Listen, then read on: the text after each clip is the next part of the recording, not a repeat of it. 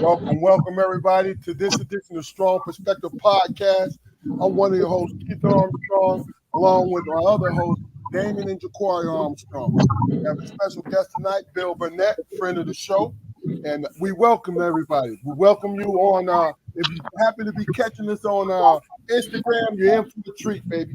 Second time we going live on Instagram. Hey, feel free to comment. Hopefully, we'll be able to see your comments here. But welcome. Hey, I'm gonna keep it a little corny, but it's real and it's authentic. We're in the middle. We're in the middle of Black History Month, baby. Really and truly, I experienced Black History life is what we're doing. You know what I'm saying? And the great thing about being Black to me is the discussion on how to be Black. Do you go from your gut, or do you go from how you're taught, or do you mix the two, or do you have another thing that you do? Please go to our YouTube channel, Strong Perspective Podcast. Like, share, and subscribe. Okay. I'm sorry, Keith. Hey, Bill.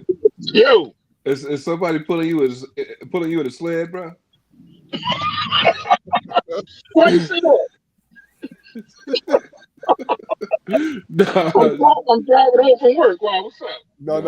You know what it is that heat, man. He's in the middle of Philly. It's that heat, Jaquari. Y'all got snow on the street? No, not yet. Not yet. After midnight. Look, a couple of days ago they had like 3 to 4 inches. Yeah. Oh, you know, we from the Midwest, they from the East Coast. That's nothing. Hey, you know what it is, Jaquari?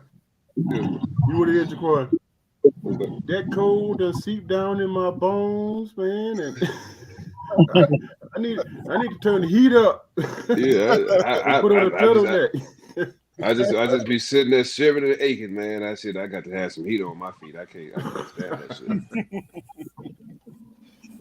Hey, man, you know what? Being from growing up in Michigan and everything, I'm not used to the cold anymore, man. I'm not.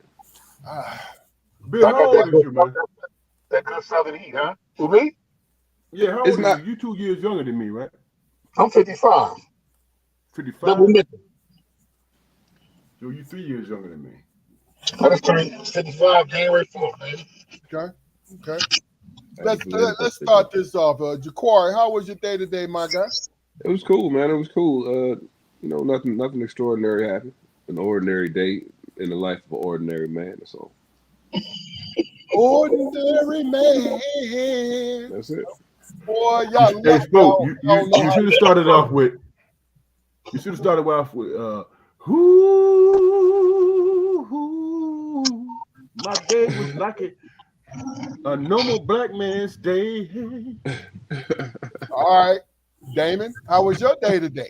There you go. My day was like a normal Black man's day.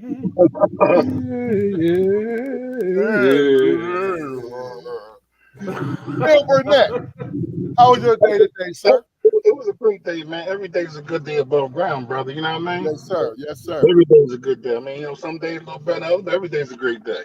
Yeah. Big Bill is one of them old them large pretty motherfuckers. You see what I'm saying? He's sitting up there shining through the screen. Thank you. Here's the thing. Hey. I'm blessed because both my brothers are them old pretty motherfuckers too. You see what I'm saying? Oh my God. What I know about Big Bill, he's part of the 500 Club. Oh Lord. 500 what? This brother bench press 500, y'all. Yeah. Hey, Fluke, I can't do it no more, bro. My elbows, I can't beg at 250 now. My elbows are killing me. Yeah. Well, that's what happens, though. That's what happens. I used to be a dick with nothing. Now, oh man. Yeah. Oh yeah. Bill, you from Philadelphia. Yes, sir. How's it? And I'm going to check in with you two guys also.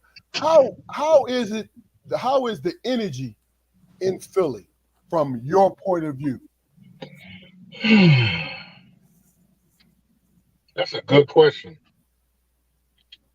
Um, I guess for my age group, maybe a little younger, the energy's good because we can stay out the way. I guess I'm gonna say. I think for most people my age, we not maneuvering around a lot of stuff. For a young man growing up in Philly right now, I think it's very tense. If you live in the inner city, Okay. and very scary. I think. What I mean? Like my grandson barely goes out the house. I was in the streets. I was playing ball. I was down South Street. I was at the gallery. We got into a couple fights. We never worried about getting killed. You Yeah. know what I mean? Yeah. So with these young boys now, I think it's a little different. They got to be a little different for them. But I think for my age group, we find things that keep us, out the way and having a good time. So I think the vibe is pretty good. It's okay. It's okay. Okay. This time when it gets a little tense in the wrong places, you know what I mean? But you gotta know how to navigate. You know that key. You gotta navigate out of certain areas to put you where you need to be. You know what I mean? Yes, sir. Keep your head on the swivel Head on the swivel. That's right. and have heavy hands. And that, Boxing. Yes, sir. that's it. And you gotta have good instincts too. You gotta know when it's time to roll. Yeah. What time, you know what I mean? What time to fold. Yes, sir. Yeah. Damon, you in Western Michigan, brother. How's the energy and the temperature there? The energy, man, and where I'm at, man, is that we riding high, man, because our football team, man, accomplished some things that they ain't accomplished over 30 since the 50s. Number one, so we riding high on that, man. That's a good distraction for us. Oh yeah, And sports is a good strategy, right? and our college, Michigan, won the national championship. So we're in a place that we don't, we have that both organizations, man, been on this type of winning streak, man. I got you. We never recognized that in our life, man. So I like that. Michigan is national champions. Detroit is on the verge of winning the Super Bowl. You know what I'm saying? In terms of distractions, we're in a good place, man. Okay. What's the last? Everything else, huh? What's the last thing you said about what Detroit? About the what? They're on the verge of winning the national title. You already won the national title. No, I mean, he's no, talking about Detroit, the no, Lions winning Super the Bowl. Super Bowl. Well, your own coach just said that there's no guarantee y'all coming back. Your own coach said that. Of course, he's gonna say that because Hey, he's gonna okay. gamble it away. Can I say this? Hey, Fluky, I'm not disagreeing with you, bro. I'm not disagreeing with Can I say this? Can I say this? you. I'm And not disagreeing with you, I my think brother. I think we can all can agree with this. What hurt y'all, man, is y'all lost both your offensive and defensive coordinators, man. Yes, we That's what did. hurt y'all. You know what I'm Yes, saying? we did. Ours came back. And our defense was beat up and injured. Ours came back. I was Huh? You know what trips me out, man, is that when people look at the Detroit Lions, they say the same old Lions, but they didn't think about our offensive line being beat up. They Yeah. didn't think about our safety and defensive backs was out for the season, and our other edge rusher, was it Houston, was out for the season. They don't talk about that when it comes to us. Of course, That one edge rusher was beat. they don't have a reason to. So Right. let me. We didn't make any excuses, and you know what I'm saying, we handle business. Okay, so Y'all did. Y'all really did. Y'all did. Go ahead.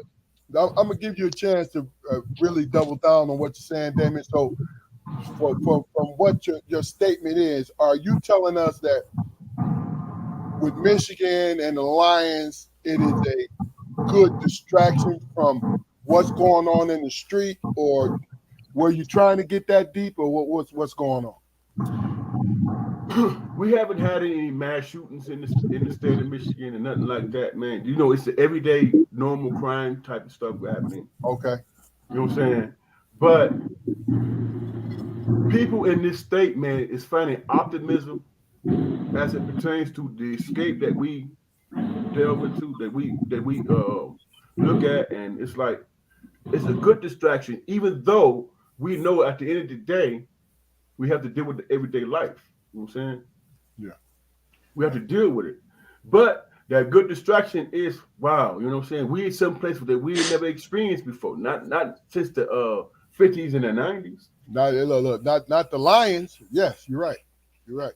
You know, so Jaquar, energy. You know, Honestly, yeah. Go ahead. honestly, man, I don't know. I mean, because I don't go out. I go to work and I come back home, man. Seriously, and I hit the grocery store in between. I find myself in a space, man. Like when I first moved down to Raleigh with you guys, Uh-huh. and we would go out and we would have to monitor the places that we went and everything, and you know, always be alert of about who was around and all that. Let's just say for my job, man. And I haven't had any negative interactions with the people I work with or anything like that. But I don't necessarily feel comfortable with them knowing that I make my home in the vicinity of my job. You know what I mean? No doubt. No doubt. So I didn't even think about that, bro. yeah, I used to. I mean, it was a guy, one of my guys. Stayed up the street, well, down the street and across from me for years. I didn't know that because he was a little kid until he got arrested the first time and he came to my facility. And Is I that the met him. one? Is that the one who wanted to come and cut your grass for you? That's the one who was cutting my grass for me. I got you. Wow. Yeah. So I didn't know that, bro. Yeah. This to give this to give everybody some context to what Jaquari was saying when he moved down here and attended the University of North Carolina Central. I was still a sheriff deputy. I was only in the middle of my career, and I always gave my family the heads up, right? Because you never know what foolishness you gonna run into, especially the people you run into. You know what I mean? Even if you treat them right, you never know what's what. You know what I'm saying? Just wanted to give you guys a little bit of context with it. You feel it's me? all So it's what all what what it's happened in that always situation, bro? What are you talking about? I mean, he came to your house, man. Did he know who you was? I yeah, mean, he knew who I was. I mean, he was one of my guys. And Jaquari gave him a snicker. So yeah, I that was mean. his guy. so he just showed up, man. Yeah, I mean, he knew who I was, because I would see him in the neighborhood. He was a little kid in the neighborhood. Then when he came and after he got released or whatever, he came down to the house and he was like, "Strong man, please man, help me out." So I helped him out, and That's real. Okay. it became a All situation where right, then. All right. when he needed to sandwich, he come and cut my grass. That's that look. Oh, That okay. stand up. That Yeah. stand up because the thing I know about the guys on this screen is the simple fact that we remember the streets in which we came from. So we always moved in that kind of manner. You feel what I'm saying? Like I get it. Like if you can't, that's the thing about it is my goal has always been, and I want you guys to comment on this. My goal has always been to move around my life worry free, but it's not. I've not been able to do so because it's always a reminder of who I was in the past, who I was in that particular present, and what I'm trying to be in the future. You guys understand what I'm saying? I can relate, man, in the sense that just all four of us being guys of stature, of large stature or whatever. When people are around us and we get excited, the their reaction is the same as somebody who's carrying the gun. That's real. You That's know, real. so we've got to navigate. We got to navigate our lives in such a way, man, that is not only going to protect us, man, but it's going to protect the people who we're with. We also have to develop a very deliberate attitude. Oh, you got to be deliberate. Yeah, I Got don't to be have deliberate. I don't have a lot of warnings to spare people with. I'm not going to do that because I'm not going to get a warning at all. Yeah. Yeah. So Mm. Bill, what you think? I'm gonna piggyback on first Fluke's comment about the football team doing sports teams doing well. He's absolutely right because when the Eagles won the Super Bowl and the Phillies were doing real well, it was less crime. I mean, when the Eagles won the Super Bowl, we actually took our old behinds down to Broad Street to celebrate. Because we Hey, never, look, I never thought I'd see a Super Bowl in the city, the and it was next morning, huh? the next morning, y'all knees was hurting. Yes. Listen. I forgot. My wife couldn't believe we went down there. We drove down there and parked down there with the white boys, the cops, the young black kids, the older black people, everybody there celebrating, hugging each other. Complete Yes, strangers.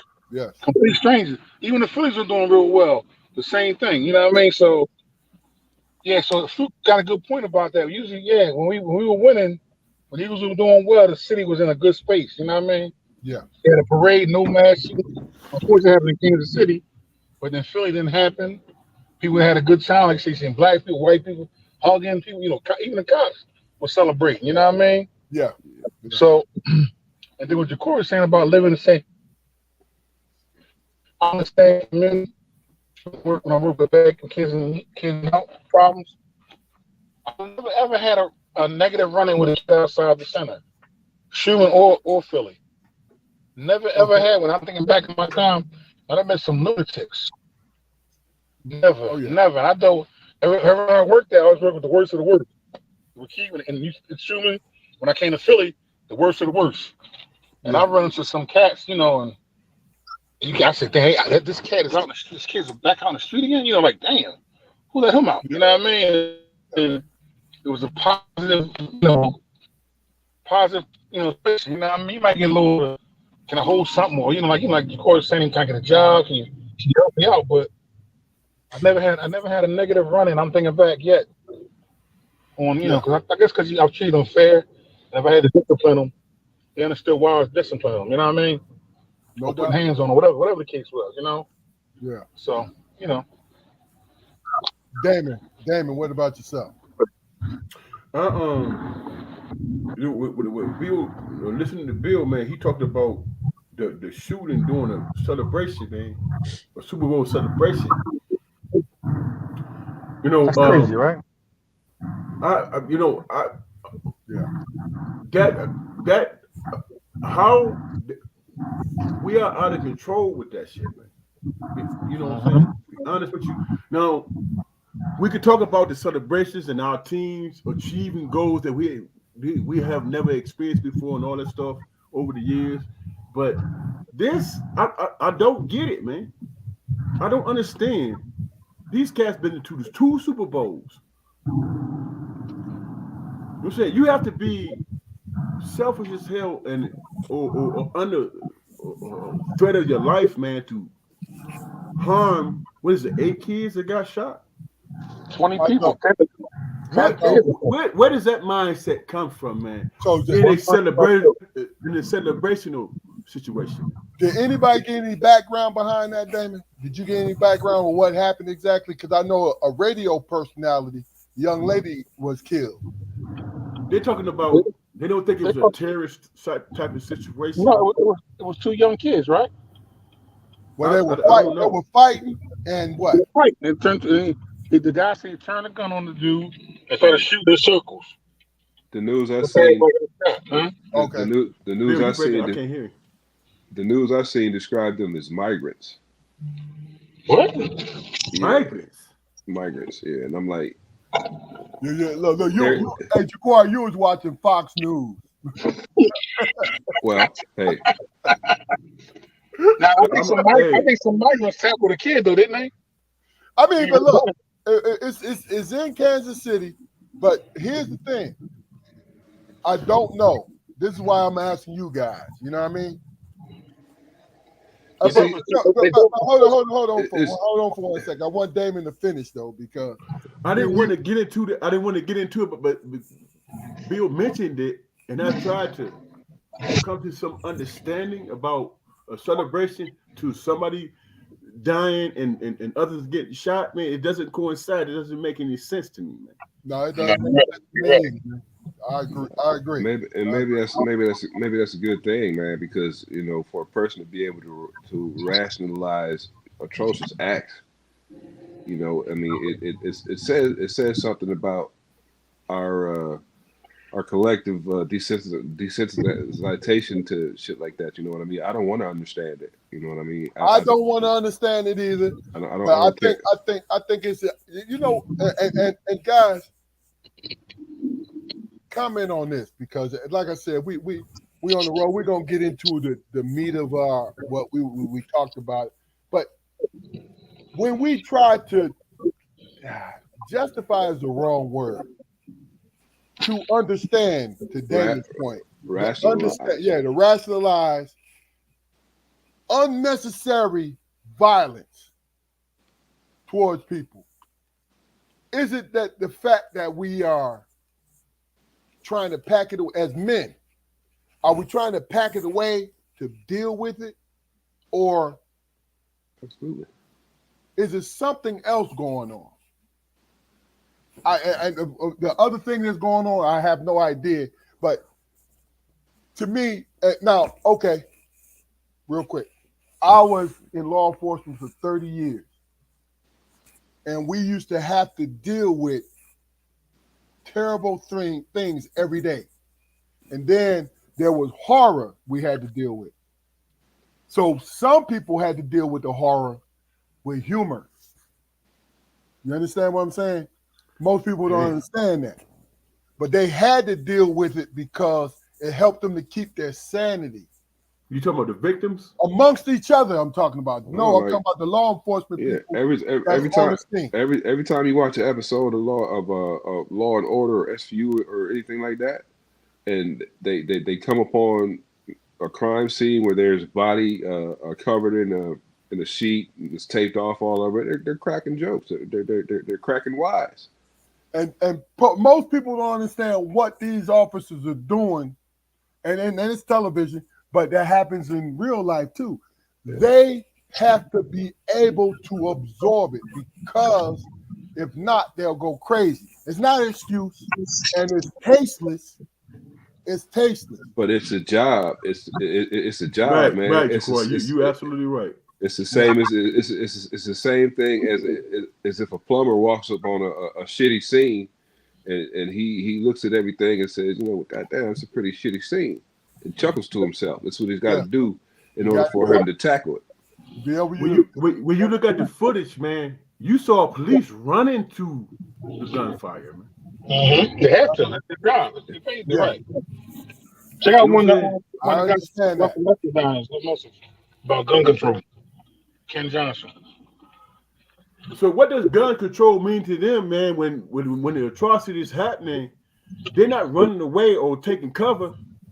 They running towards where the shit is happening. You know what I'm saying? All right, so hold on, because you kind of choppy. You and Bill are kind of choppy, Damon. That's me. I think it's on my end. Now, try it again, Damon. I'm saying we can have all these conversations about what we're speculating about, but at the end of the day, the atrocity happened, and when they show the footage, you saw police officers running towards the danger. That's real. You know what I'm saying? That's real. Running towards the danger. And I don't think that people really consider, because those are people with families, man. Yeah. But see, families. I can personally speak from it. And Keith Barnes, shout out to Keith Barnes. Shout out to Ken Johnson.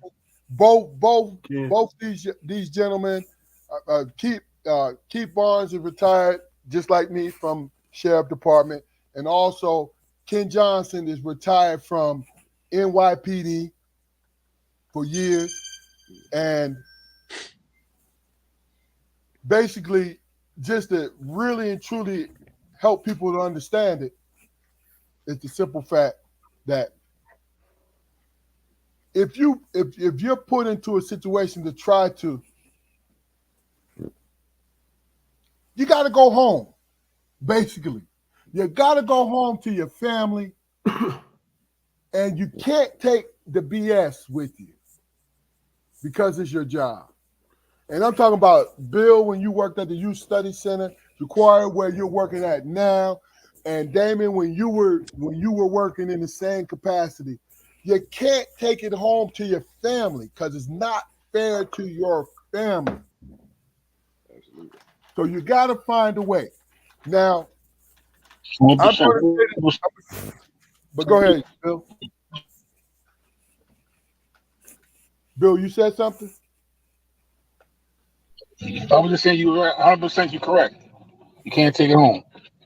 Yeah. People, Take it people, to the bar. people, Take it to the bar first. Take it to the bar first. Hey, people in this business, man, have to live in a constant state of needing to win. There's okay. no there's no aspect of losing in any capacity in what we do. Yeah. I mean, even if we can't win that particular war, the ultimate victory, we've got to come out on top. That's how society stays safe. People risk their lives, you know, in order to protect others. I And agree. and I agree. you have a certain sector of society, certain section of society who have a disdain for these people, because Damon, you mentioned the fact that these are the same people who run towards gunfire, but the people who rail against them are the same people who will shoot a man for stepping on a shoe in a fucking club. It's opposites. You're That, absolutely Yeah, right. there are extremes on either And yeah, side. I I don't tell you, know. the thing about it is my last 10 years I was a school resource officer in the high school. And the high school I was at was a very active high school, to be politically correct. You know what I'm saying? Very active. There's a whole bunch of stuff going on there, right? Look, I'm thinking about it and I'm cussing. I ain't been in there since 2019. But the thing about it is to understand where you are and the possibility of what's going on. Even though these are high school students, see, most people don't understand that people who commit the crimes, the more blatant crimes, are between the ages of 17 and 25. So these So, was young people who did the shooting. so Then now hold on. Yeah, you're absolutely correct. So I don't know. I'm asking. 17 and 18 was a vast majority of it because there's some gang related things going on. You see what I'm saying? So if I was on patrol, in which I was before I went into a high school, if I was on patrol, the things that happened, the assaults, the drug related things, the things that happened this as far as true crime is concerned, was happening because of the young folks, right? So when I went into the high school, I understood that. I understood where I was. You see what I'm saying? Okay, I'm gonna give this kid a chance because he's still in that age range and he's still in high school. But when it came to criminal activity, I had to do my job. You feel So me? I don't want to speculate, but is it out that these was like young cats who did the shooting and shit? Who I I did don't don't know. know. that? I don't know. Jaquari? I don't know. I don't know. Okay. I don't. All right. Did We waiting for Bill to come back, but go ahead, Jaquari. Finish your point, then we're going to address Ken Johnson. did you ever find yourself in your capacity, man, having to kind of be like a de facto gatekeeper, man? And what I mean is, there's some kids who do wrong, because for the simplest of reasons, because of their followers. Some kids are, a bit more diabolical in their actions or whatever. But have you ever found yourself being kind of like drawn to connecting somebody who was to drawn to having a connection with a kid who wasn't a complete and total fuck up in your opinion? Hey, you talking to me? Yeah. Or All anybody. right, Anybody. okay. It's Well, open question. let me answer first, and then Damon, you can answer. Real quick, I'm in transition to my house, so give me like I'm with y'all. I'm gonna give like 5 minutes, okay? I mean, we got you, dog. We got you. Damon, you can answer after me. I treated every kid in that capacity, even the ones I didn't like, right? In which, when I worked in the high school, the best way I could help a kid, and it sounds messed up, but it's true, was after I arrested them. And why I'm saying that is this. I can talk to the DA. I can speak to the parent. I can speak to the kid's probation officer about my opinion on how I see this kid. And that was my input to it. Because what I understand is helping, and I looked at it as being the parent. Always. Because the parent is the bad guy the majority of the time. John Armstrong. What did John Armstrong tell us? I don't mind being what? Damon? The bad guy. He said the bad guy, man, but it was also predicated on the fact that he knew his sons too, man. But listen to what I'm saying to you. And he I stressed challenged us. I get that. I'm not going against that, Damon. What I'm saying is this is my answer to it. What I did was I understood after, because I had to do my job. And this is with this was with adults too. I had to do my job. You know why? Because there's a certain structure. You can sit here and tell me, oh, this is wrong, and he did me wrong, this is why I reacted, and this and that, blah, blah, blah, blah, blah. I get that. I'm not ignoring that. But see, this is the thing that needs to be understood is this. I always understood that the people that I've dealt with, knew right from wrong.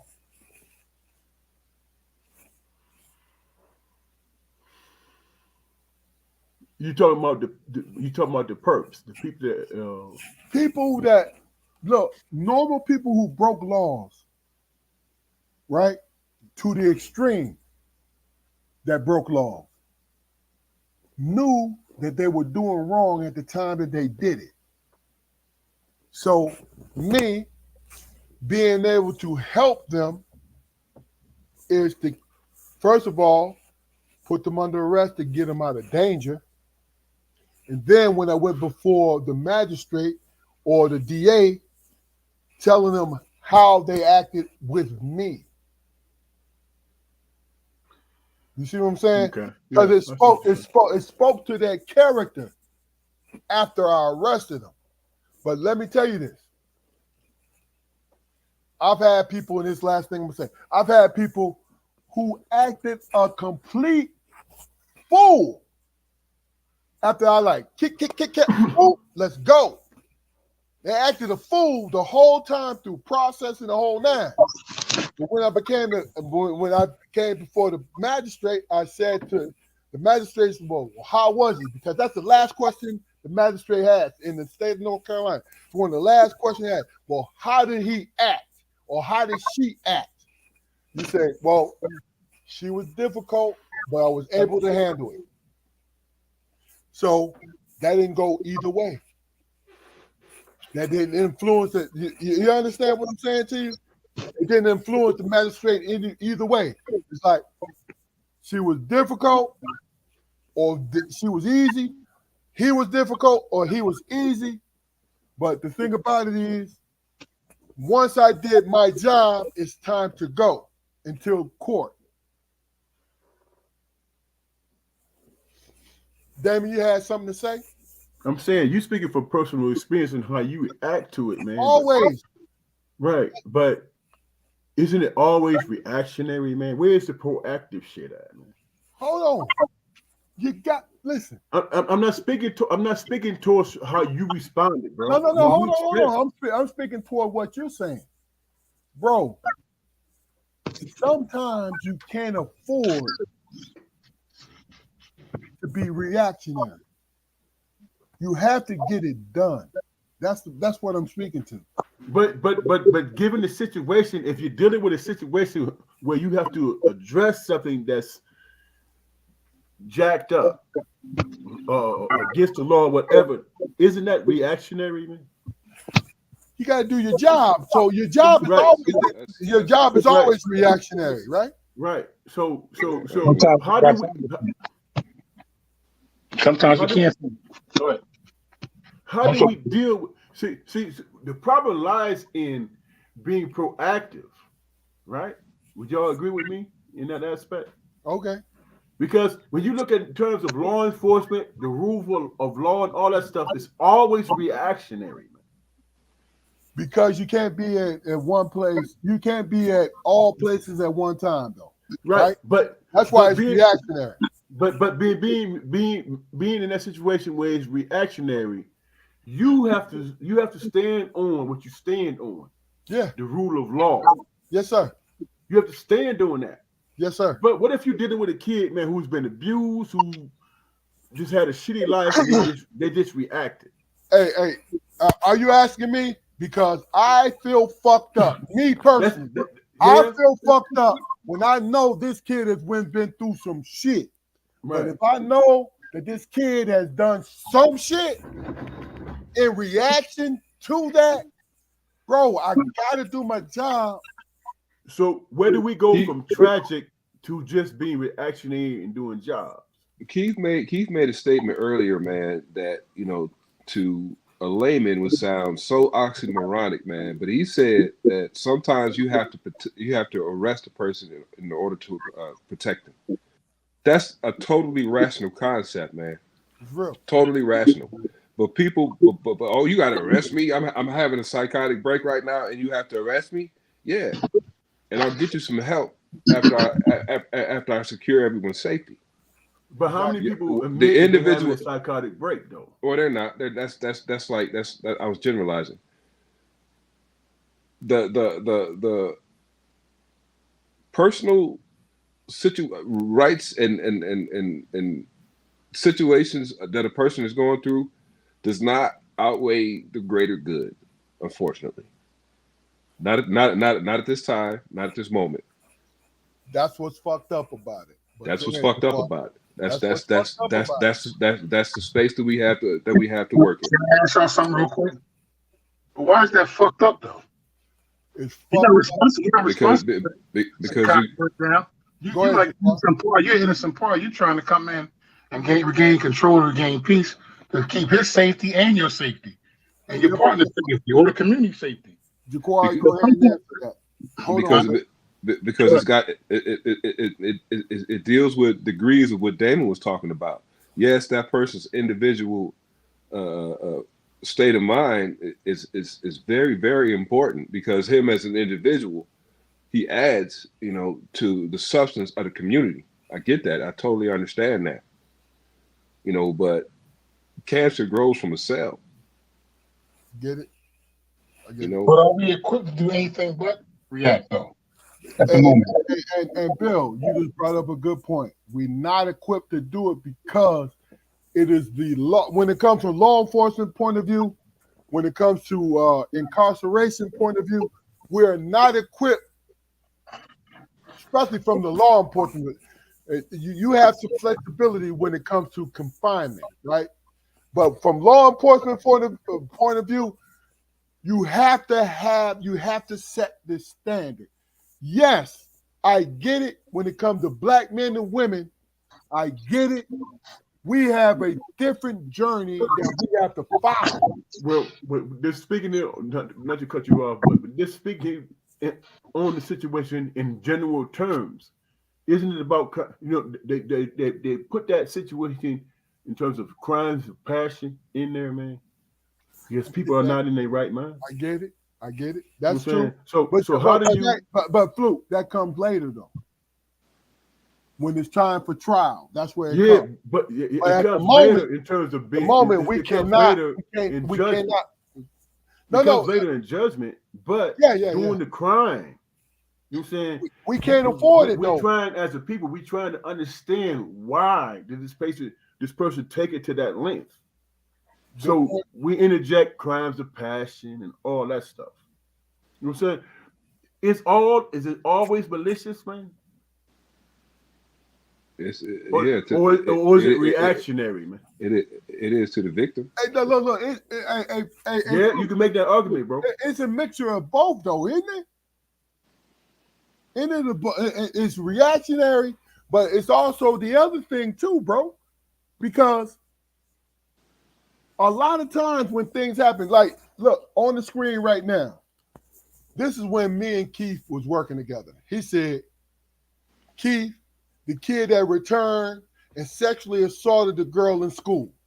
He said he was going to do it, and he had to wait for him to do it. But see, here's the thing.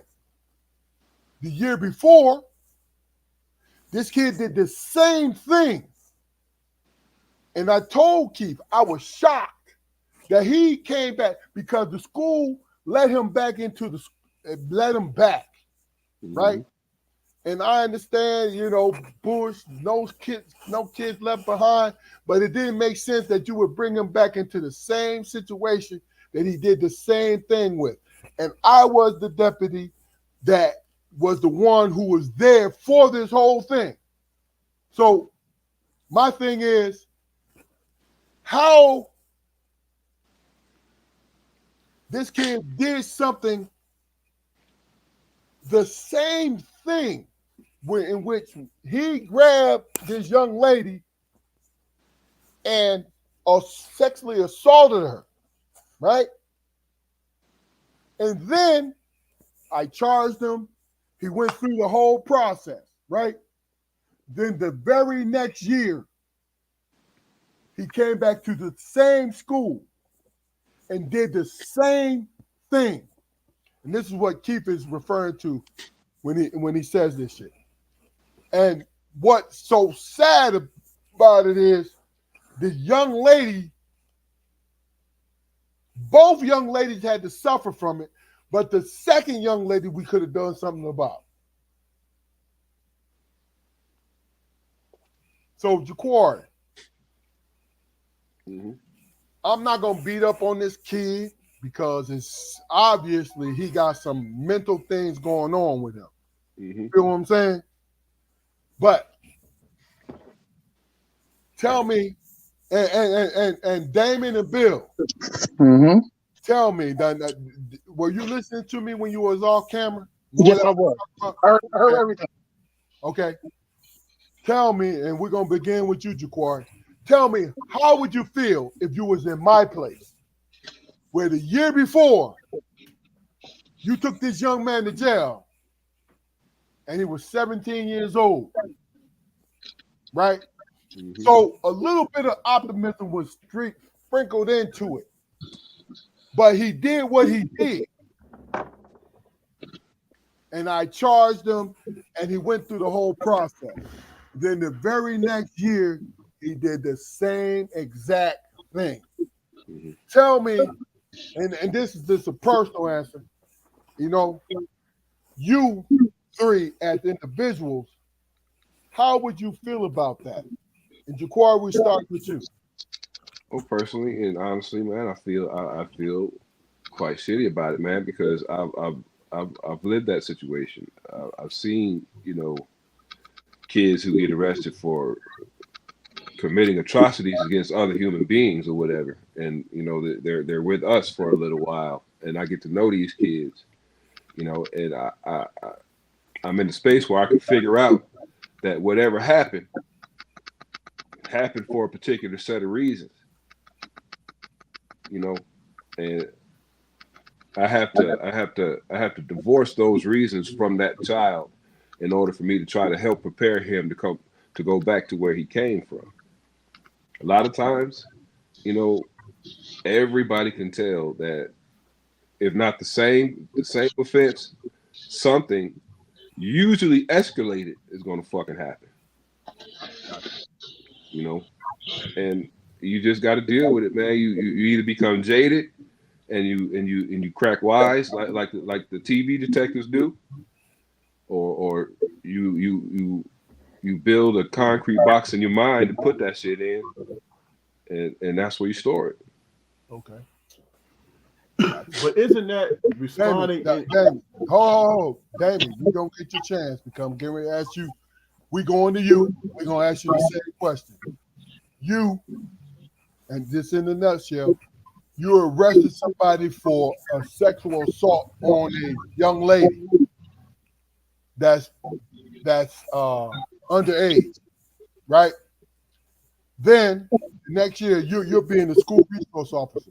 Then the next year they bring that individual back and he does the same exact thing to the young lady. What is your response to it? My response is this guy needs to be off the streets and he's a predator. That's my response. You know, especially if he's placed in custody and he goes through the process, he understands that people recognize that he committed atrocities, that he's Hold on. Let me sprinkle this into it, Damon. He was 17 years old when he did it the first time. Okay. So do you want to factor in the juvenile aspect? No, I want you to factor in it. That's all. A broken person, man, be it because they were abused themselves, hurt people, man. Good point. You know what I'm saying? So how is this person going to be a successful person in society if they don't learn that they cause harm to an innocent person? You know what I'm saying? Do we lock them away and throw away the key, or do we try to understand the psychosis of it, man? You know what I'm saying? Why did they continue to commit the same crimes? And in the situation that you described, brother, a victim is a victim. You know what I'm saying? That's somebody that's not in a position to protect themselves against a person like that. You know what I'm saying? That's predatorial type of shit, man. You know what I'm saying? So it's above my understanding, man, how to get a person to understand that you are a predator and you hurt somebody who could not defend themselves against you. Okay. You know what I'm saying? You know, so that's above me. That's people who went to school for that. You know, that understanding. But in society as a whole, I'm saying there are a number of victims. There are the people who perpetrated. There are the people who was assaulted, and then there's the people who have to bring that person to justice. You know what I'm saying? How do you come to in the situation and say, this kid is 17 years old and I have to understand that his mind don't work, or he has an issue that needs to be addressed even though he committed that crime. You know what I'm saying? You have to have that wherewithal to be able to understand it on that level. You know what I'm saying? Yeah. I'm and just pushing back a little bit, and I know we won't move on, Keith, but Damon, just to push back a little bit, man, I understand that, and I pray that this young man gets help one day. But in the meantime, if any of us on this panel sits here and believes that those are his only two victims, we are being fools. That's real. But I said, hold on, Bill. Go ahead and finish up. Then we're gonna go to you, Bill.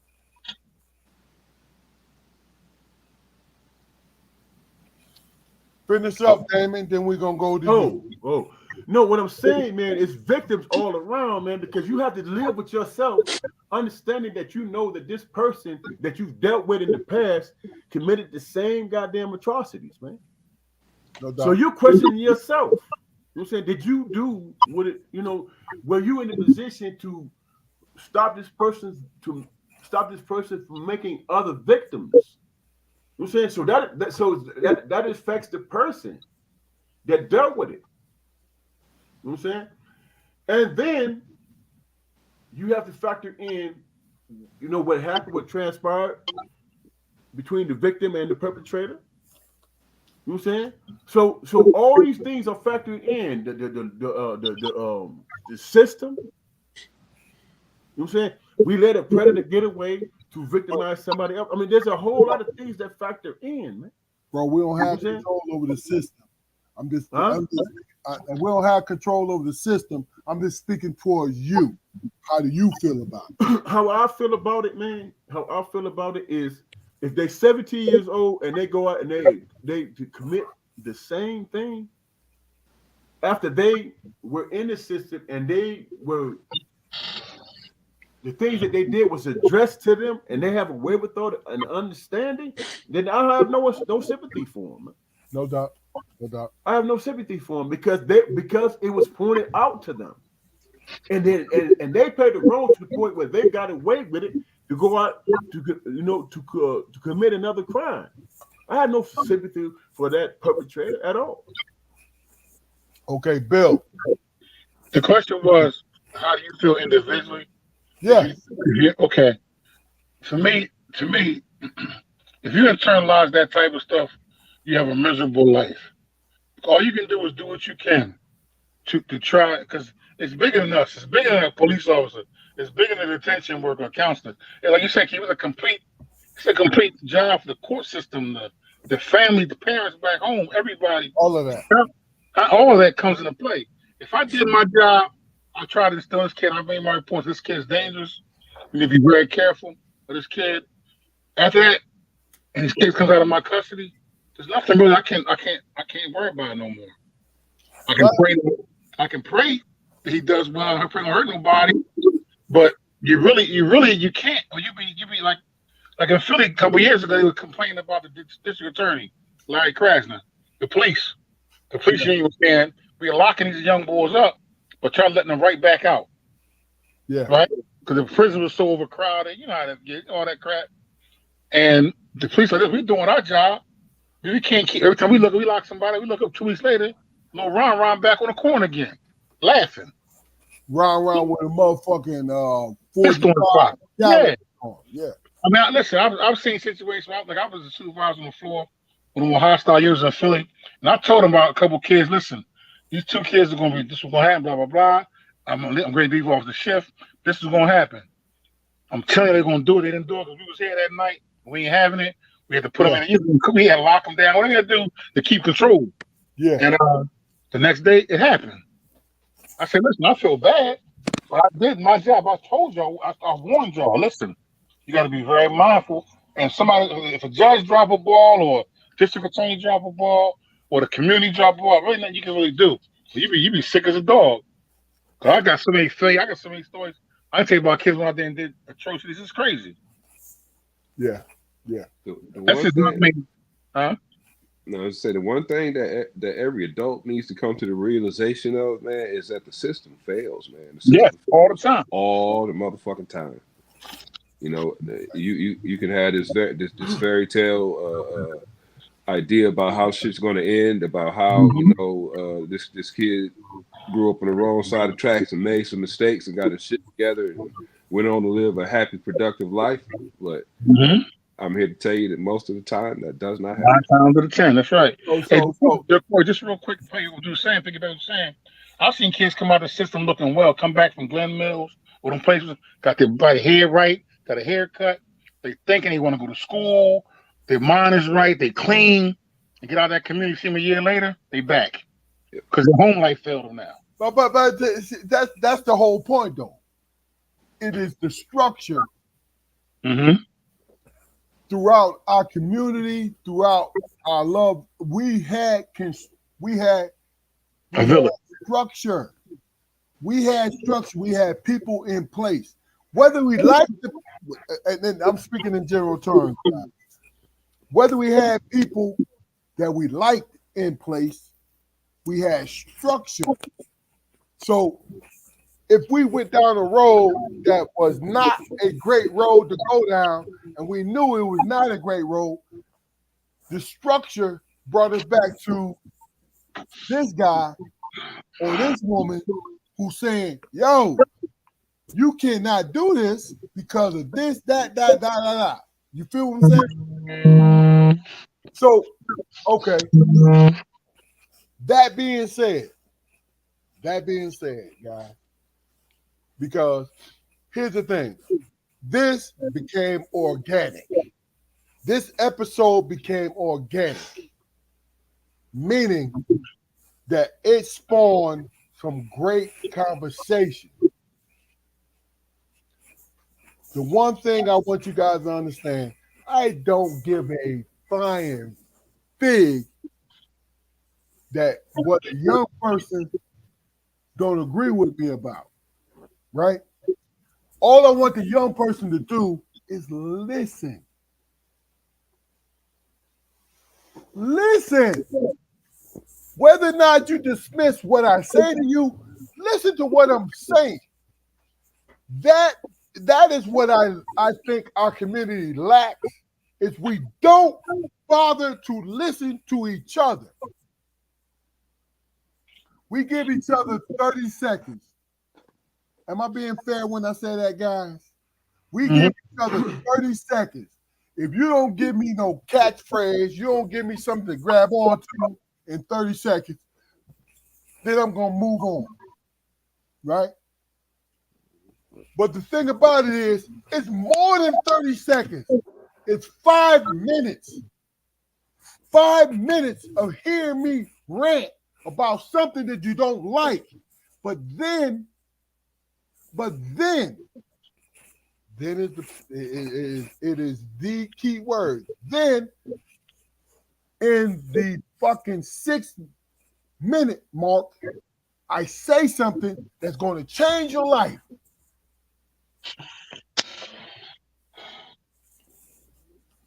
I think, and comment on this thing, guys, and we're gonna start with you, Damon. I think that we don't have enough patience and we have a fear of taking in something that somebody say that we don't agree with. We don't want to fuck with it. Within the first 3 to 4 minutes, we don't want to fuck with it. Because I find out this dude is 30 years old. What the fuck is this motherfucker gonna tell me at 30? He might tell you a lie. Because what it is designed to do what? Information is designed to do what? It's to be taken in no matter what the source is. You feel what I'm saying? Damon, I need you to comment on what I just said, bro. Here's the thing, man. You know, and if I take it to a biblical sense, man, God give you the choice, man, to choose them or not, man. If you and don't judge you on it. You know what I'm saying only your actions, man. Mm-hmm. Sometimes some people got to get their head bumped, man. You know what I'm saying? And that's just what it is. And as we watch this person go through that maturation process, we were like, well, how come they didn't listen to me? Sometimes people need to get their head bumped, man. You know what I'm saying? Sometimes people need to be sat down so they have to contemplate on their actions, man. And that's I think that's beyond us. You know what I'm saying? You know, we all want to be that person who makes a change in somebody's life, man, especially if we have convictions. You know what I'm saying? Good point. You know what I'm saying? Especially if we have convictions, man. But sometimes, man, that doesn't work. And I'm speaking to three brothers right now, man, who knows this far more than I do. You know what I'm saying? So my thing is, when we talk about victims, y'all are victims too, even though y'all didn't commit a crime. And y'all had to come to a judgment passed on somebody else. Gotcha. You understand what I'm saying? So how do y'all struggle with that, knowing that sometimes somebody got at a point in time in a person's life, they had to get knocked upside the head, man. You know what I'm saying? They had to be set down. A cat be in prison for 20 years, man. Get out and say, you know what, I learned from it and never go back. You know, people are hard-headed. People are, believe what they think and feel how they feel, and they don't give a shit about the victims that they create in the process, man. And that's why they got to deal with the consequences of it. You know, they got to deal with the consequences of it, and that's where it is. Then, you know, to piggyback on what Ben was saying, hey, you did your job. It didn't take. So they got to deal with their situation. And you don't have, you know, as far as, and correct me if I'm wrong, Bill, you don't take on that responsibility of somebody else's bullshit. I can't. Luke. I can't. I got too many other things I got to deal with. You know what I mean?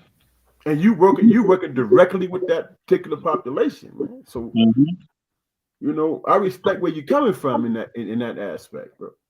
And sometimes somebody talking, it's bigger than us. It's bigger than me. It's bigger than Nino Brown. You know what I mean? It's a whole lot of There you go with those bullshit references, but you said Nino Brown. Nino Brown. If there ain't a conflict of that might seem really ain't motherfucker right there. and we wonder why they confused, bro.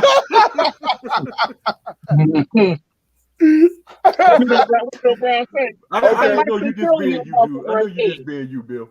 Jaquari. Hey, we're gonna go to you last, Damon. Jaquari, what you think? I don't know if this answers your question or not, man, but I don't really feel that way.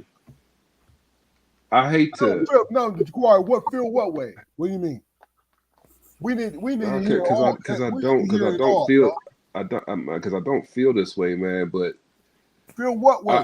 Wait. I want to make it. I don't want to answer a question with a question, but I want to say this, you know, to get your reaction. Okay. How would you feel about an American justice system where nobody got released? You asking me? I mean, just in general. I mean, it's not a question that I necessarily need to be. I'll answer this. No. I don't need you to answer it. Okay. Just ponder it for a second, because I'm gonna put a couple of things out there and you know, just to see how you guys deal with it. Okay. Working with kids, man. That's kind of put me in the space to believe that some people just ain't gonna do right. Some people are just criminals. But you know what? That's the reason. Not to cut you off. I'm sorry. I apologize. But that's some real shit what you just said. But go ahead. Yes, sir. I want to see where you're going with it. No. I mean, it's the reason. Shit. Go ahead. It's the reason why the three strikes law was created. It's the reason why the term habitual was invented. You know, how do you address somebody who just fucks up all the time? Who don't care about the consequences.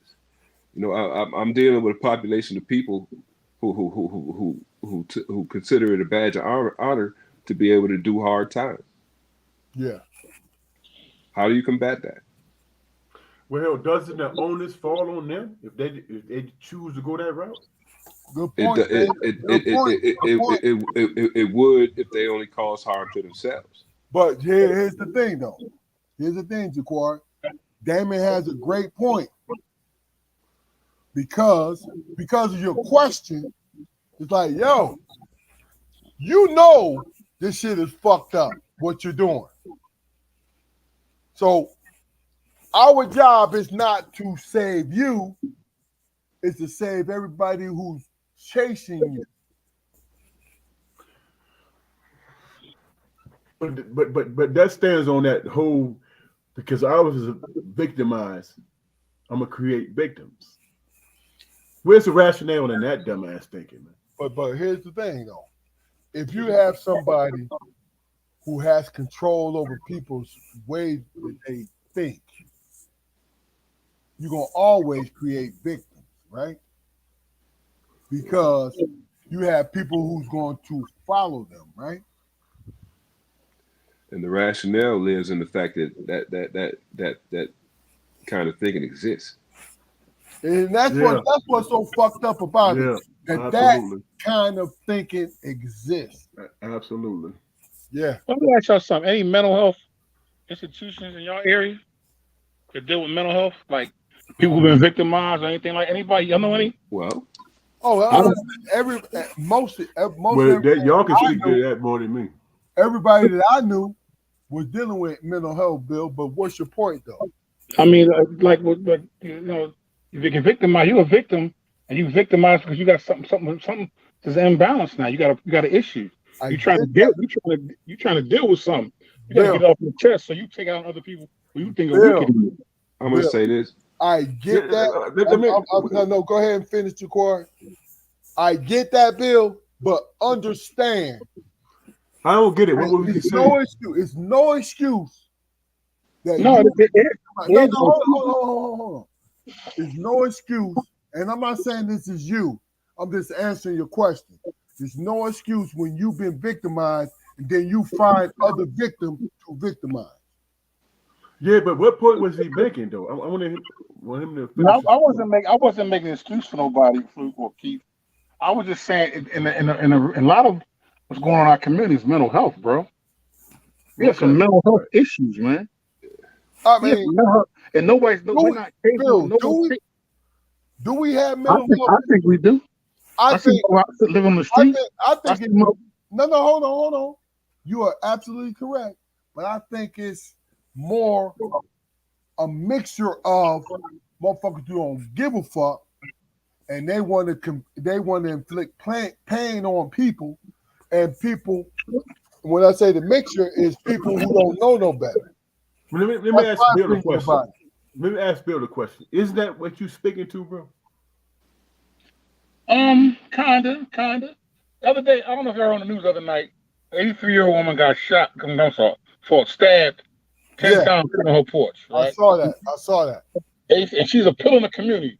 Everybody loved this woman. She done raised trillions of young boys and young girls in that neighborhood.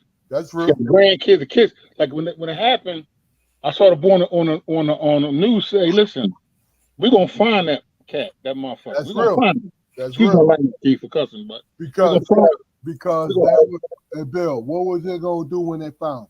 they're gonna kill him. And the boy said, we've been telling everybody this dude's sick, and we done dealt with this dude a couple times. And the dude stabs Ayfield 20 times, 10 times, but he got a rap sheet of like 17 like aggravated assault record. Yeah, that's real. I don't know if none were murder or attempted murder. It don't make no difference though, does it, Bill? I guess it don't make no difference. It don't make no difference. Here's a situation, man, happened here in Battle Creek, man, this week. I gather, I don't know all the information, but from my understanding, man, that this homeless person felt like the police was harassing him, so he shot the police in the leg, and then the female officer killed him. Just recently? Just recently.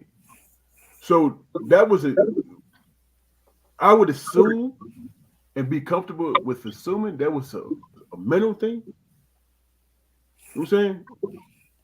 It was a mental thing. He shot the police officer in the leg because he felt that like the police officer was harassing him, and then the police officer's partner shot and killed him. So let me ask you a question. So if that person was malicious, who shot the police, you know what I'm saying? He just shot them in the head or in the chest. Hold on. Hot bullets burn. First of all, I'm just saying. No. My point. No. I get. You can make the argument that there was some mental shit happening. I see your argument. I'm not arguing you. I'm not doing that. All I'm saying to you is, her partner or his partner was there, and they had to make a decision at the snap moment. He got to go. He got to go. And look, I'm not trying to be heartless. My point is, you're out here. You talked about it earlier in this podcast. You're out here serving the people. You know what I'm saying? And I'm not questioning the reactions of the partner. I'm saying that person who committed the crime, who shot the police officer in the leg, Yeah, was there some mental shit happening? it could have been. Look, Very well could've nine. been, No, man. look. My point is 9 times out of 10, It is. yes. Was he living on the streets? My Was he living on the experience, streets? yes, it is. It's Mhm. always mental, dog. It really is. It I mean, I really think is. child molestation is mental. Serial killers are mental. I mean, some shit is survival. Maybe robbing a grocery store. I'm gonna push back on you, bro. Child Huh? molestation, that's predatory shit, man. That ain't mental. That's predatory shit, man. Mental Some health. other- I think it's a mixture of both, though, Fluke, right? Well, you know what, and you have to convince me of that, man. And I that get might it. be the case. I understand. Hey, Fluke, I understand. Fluke, question for you, Fluke. Is that normal behavior? What, child No. molestation? Hell Yeah. no. So it's just some imbalance. I can come to absolutely me in my mindset and my thinking. I can come to that conclusion, man. That is normal behavior. I can come to the conclusion that it's not normal behavior. Oh, okay, Okay, yeah, right. yeah. We all on the same page. You know what I'm saying? But somebody else could argue something different What could they argue? because it doesn't make sense to me. You're a sick You know what I'm saying? motherfucker. So that there's a conundrum there, man. I mean, You could argue. you know what? You, It depends who's talking. But go ahead, Jaquar. yeah, But you could argue that it's here's what I here's why I say what I said, Keith. Here's why I say what I said. All right, Bill real quick, said- and then let Bill Jaquar say said something. is child molestation mental? I would have never came to that conclusion. He asked that question, so I can say I don't know. Right. In my explanation, it's not. All right, and Jaquar. as horrible and atrocious as that act is, the first or second offenses, that person is not going to spend the rest of their lives in jail. So what do we do with them? Mental or not? Why would you say that? If he molested a child, you don't think he would spend the rest of his life in jail? No. That's why they got the what's that thing out there? You No. said Yeah, second. He didn't say first time. He said second or third. But don't they got that What's thing that? you got to sign up for the state troopers to watch you where you live at? Megan's law. You do. Megan's law. Yeah, Megan's yeah. law. That's Corey the might be right. Corey might be right. Yeah. yeah. I mean, if a person, look, my thing is this, man, and I don't know if I'm generalizing or not, man, but if a person is arrested for a particular crime, a horrible crime, unless it's a crime of passion and it can be proven, that is not the first time this person has committed that crime. You're right. I get it. The first, Jaquar, real quick, time they get caught. Jaquar, I gotta say something. I gotta add something to what you're saying. And this is my opinion. I could be wrong, but the reason why that child molester probably gonna get let free at some point because they're not equipped to deal with him or her. They're not equipped to deal with it. Bill. You got to think about who child molesters are, man. They are not hulking. They're not hulking figures who walk around No. and exude fucking dread. And, First of all, and, no. and Hold on. That's- I don't. Go ahead and finish, Jaquar. Then I want to answer behind you. Yeah, these are. I mean, from what I've noticed and what I've seen, you know, through experience in the media or whatever, when they show these people, they don't look like menaces. All right. Okay. Now. They're I'm very. trying to figure out how to coincide say with this. the act and how they look. I'm trying to figure Hold out. on. It's not how they look. If they've been convicted of that particular crime, Right. period. But no, They have to- my point speaks to why they're released. No, here's my thing. Wherever it depends on what state they're released in, Jaquar. But in the majority of states that I personally understand that you are for life, you have to report To the state troopers this is what you're doing. every year, right? This is where you live every single year. And you can't live next to schools. You can't live next to schools. This is the state of North Carolina. If you do not report, you are subject to spending the whole incarceration in jail. Period. Or get murdered. But here's my point though. There are some states that have something in place in which there are checks and balances when it comes to these men and women. Period. Rule of law. You know what I'm saying? We have to follow the rule of law. You have to. There's no doubt about it. So the thing that I'm most interested in is this, and I want to ask you guys, and I'm not sure because let me address what Ken is saying. And here, I put it on the screen. He said, yes, I would feel the system fell both victims. That person should have never been put into school. This is what we were talking about earlier. But we already addressed this, Ken. That student needed to be under a long-term evaluation. I get that. So let me ask you guys this.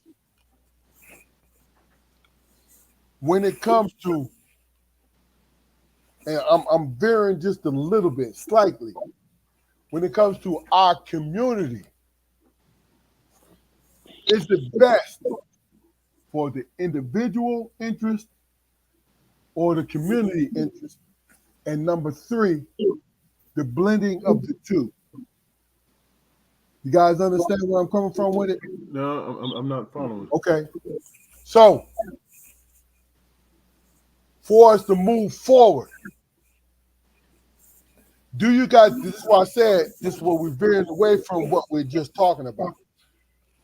Do you guys see that individually, if we were to only consider our own interests, right?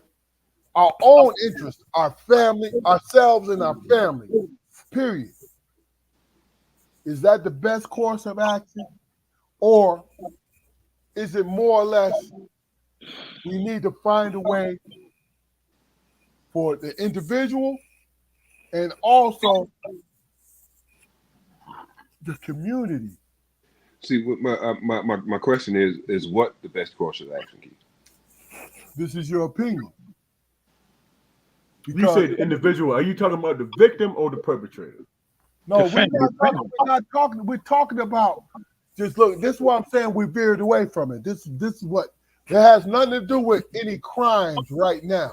It's talking about individual interest in where your family is going, where you want your family to go in our community. This is why I said. This is why it started off with we're veering away from what the subject that we're talking about. We're talking about this, your individuality. You're saying in general, let me ask you, Keith. You're saying about raising your family. It's best to say, okay, I got me and mine. That's my first and only important priority. Yeah. Their success. Yes. Blase, right? Yeah. I think that has to be though. But hold on. The other half of that is, if you, Damon and Jaquar, if you understand what Bill is saying, the other half of that is because of our families as individuals, our families' longevity, grandkids, great-grandkids, great-great-grandkids, right? Do we need to, along with the individual effort, do we need to make sure that we pay attention to the community? Okay. You guys understand what I'm saying? You have to pay attention. Yeah. I understand I'm talking about minimum to major sacrifice to the community at the same time as you preserving your family. Well, I was kind of raised like that though. Okay, Bill, we'll start with you. Tell me in my old neighborhood, like I call everybody uncle and aunt. Okay. You know, and it was now. I didn't realize I wasn't blood uncle and aunt. I said, I got a big ass family up in this block. Anybody calls it uncle, aunt, cousin, my cousin, things like that. So for me, yeah, but in the meantime though, you start to focus on your initial priority, and then it did take a community. You got to invest in the community. I mean, that may just by being a role model or being a ear listened to, when somebody's hungry, giving them a meal, or like my mom will feed everybody. You know what I mean? Gotcha. My mom make a fucking. Excuse me, I keep cussing. I'm sorry. My mom will make a beef stew Because and you're good though. yeah, and walk down the street and give it to the crackheads. And they like, your mom ate, it's like stuff like that. Like she made sure her kids ate. Yeah. Her house is stuck right. You know what I mean? But we would say, "Mom, where you?" I'm like, "Mom, where you going with that?" You know what I mean? She, I gotta walk with her sister, like try to hit her head. She walk out, she giving people like the drunk dude, Mr. Black, a bottle of water and some bread and a couple, a bowl of stew. So Okay. I mean, I guess I was kind of raised thinking about the community, but your priority is always your family first. I mean, be too Of long, course, but that goes without saying. right. Is how much time did you, just for Damon and Jaquari? Yeah, go ahead, there. I mean, Jaquari and Damon, how much time do you preserve to the community because you know your family have to live there? We'll start with you, Damon. Based on what my understanding of what you asked, the question you asking, bro, I'm dealing with my family first, man. But if my family is, that's understood. I'm talking about what resources or how do you think towards the community after you deal with your family? Understanding the example that I'm setting towards the community, man. You know what I'm saying? Now, if you factor in my experiences, be it being an example or being victimized, man, I'm still sticking with my family, bro. You know what I'm saying? And we're not my making job, questions, bro. my job. I just want to know your opinion about it. I'm giving you my so that can help Keith a little bit. At what point do you say, let me help the community too? Like at what level, like say, okay, my family's straight now, I'll go ahead and help the community. I'll, whatever. Well, isn't your family, man, isn't it your hope that your family's reputation is what grows the community, man? Sure. I agree. I get that, but what is your contribution? My example, making sure that my kids don't victimize people. Gotcha. You know what I'm saying? Making sure that my kids help the old lady an example for somebody to follow based on their own abilities and personality. Mm-hmm. Mm-hmm. You know what I'm saying? So I can't afford to think about somebody who's been victimized, who's victimized other people. The only thing I can do is say, hey, this is how. Bill. Let Jaquari answer first, then you can chime in. I got a question for all three of y'all real quick. I'm sorry. I don't mean to cut nobody off. Y'all father was a big man, right? A pillar in the community, right? Was he able to scold other kids on y'all block? Yeah. Was he able to discipline other people's children? He did, yes. Okay, all right, okay. Go ahead. I'm sorry, Jaquari. I didn't mean to cut you off, bro. No, go ahead, Fluke. Finish up, then we're gonna go use Jaquari. My dad was able to be that man in the community because he set an example, man. That's giving back. Right. He set an example based on when other people are looking at your family. Let's be honest, man. When other people are looking at your family, and they see that you are setting a good example, there are 100%. Some people who are waiting to see whether your kids fall off or not. You know what I'm saying? And even though they see your kids doing a great job, they saying, well, all these different nuances factor in. Well, they think they better than us. Mm-hmm. You know what I'm saying? And that's not your motivation. Your motivation is for your family to prosper and survive in a system that's against them. That's real. You know what I'm saying? That's your motivation. And that's where your mindset is. If other people are paying attention and without being boastful and all that stuff, your only position as a father, as a man in a family, I have to raise my kids to be respectful of the elders. I have to make sure my kids don't go to jail on no bullshit, trumped up charges, whatever the case may be. That is your role, man. And that's the only thing that you can be sure about is leading by example in a positive situation. Now, if you, that guy who say, hey, man, get what you can get and be who you got to be and charge you to the game, then you a negative or you're negative towards the community. But I what get if you and this is my last point. What if you are doing the right thing and you standing on 10 toes down on your stuff and you're doing the right thing and you got people for some reason sitting back talking about this brother think he's better than us, but I'm waiting for his. I'm sorry. Who gives a damn what the fuck he think about? He's one person, and you being who you are as a human being. Period. What I'm saying that especially in our community, man, when people are doing great, there are people who are sitting back still waiting for them to fail, man. Of course.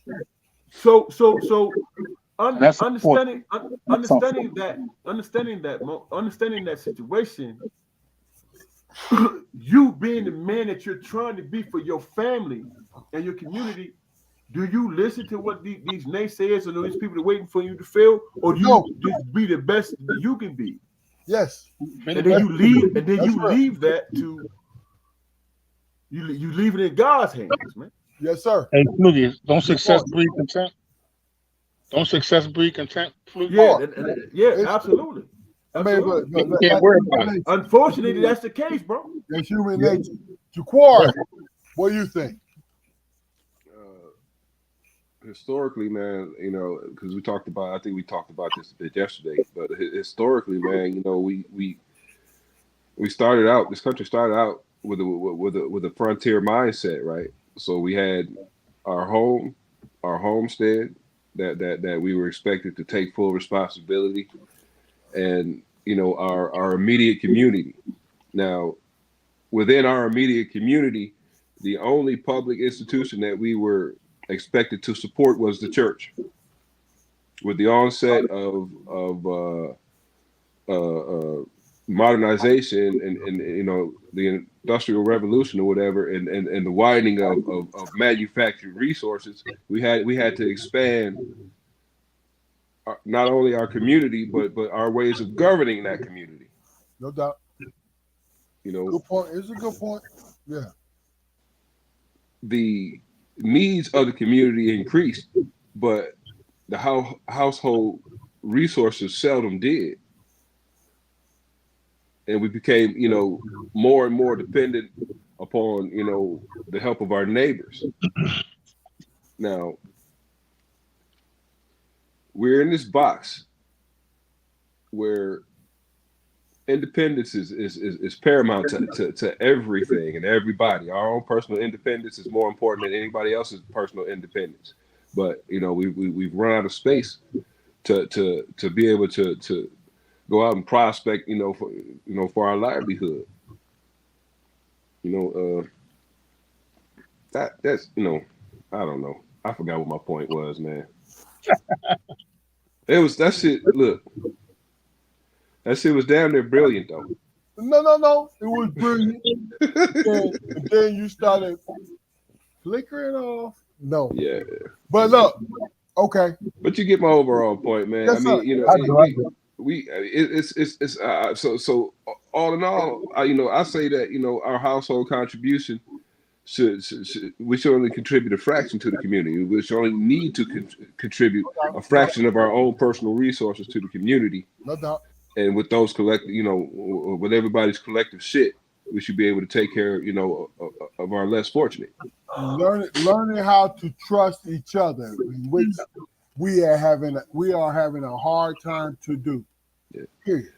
Karen, as a matter of fact, I'll go so far as to say, man, that giving a shit about your fellow man is pretty much a recent phenomenon.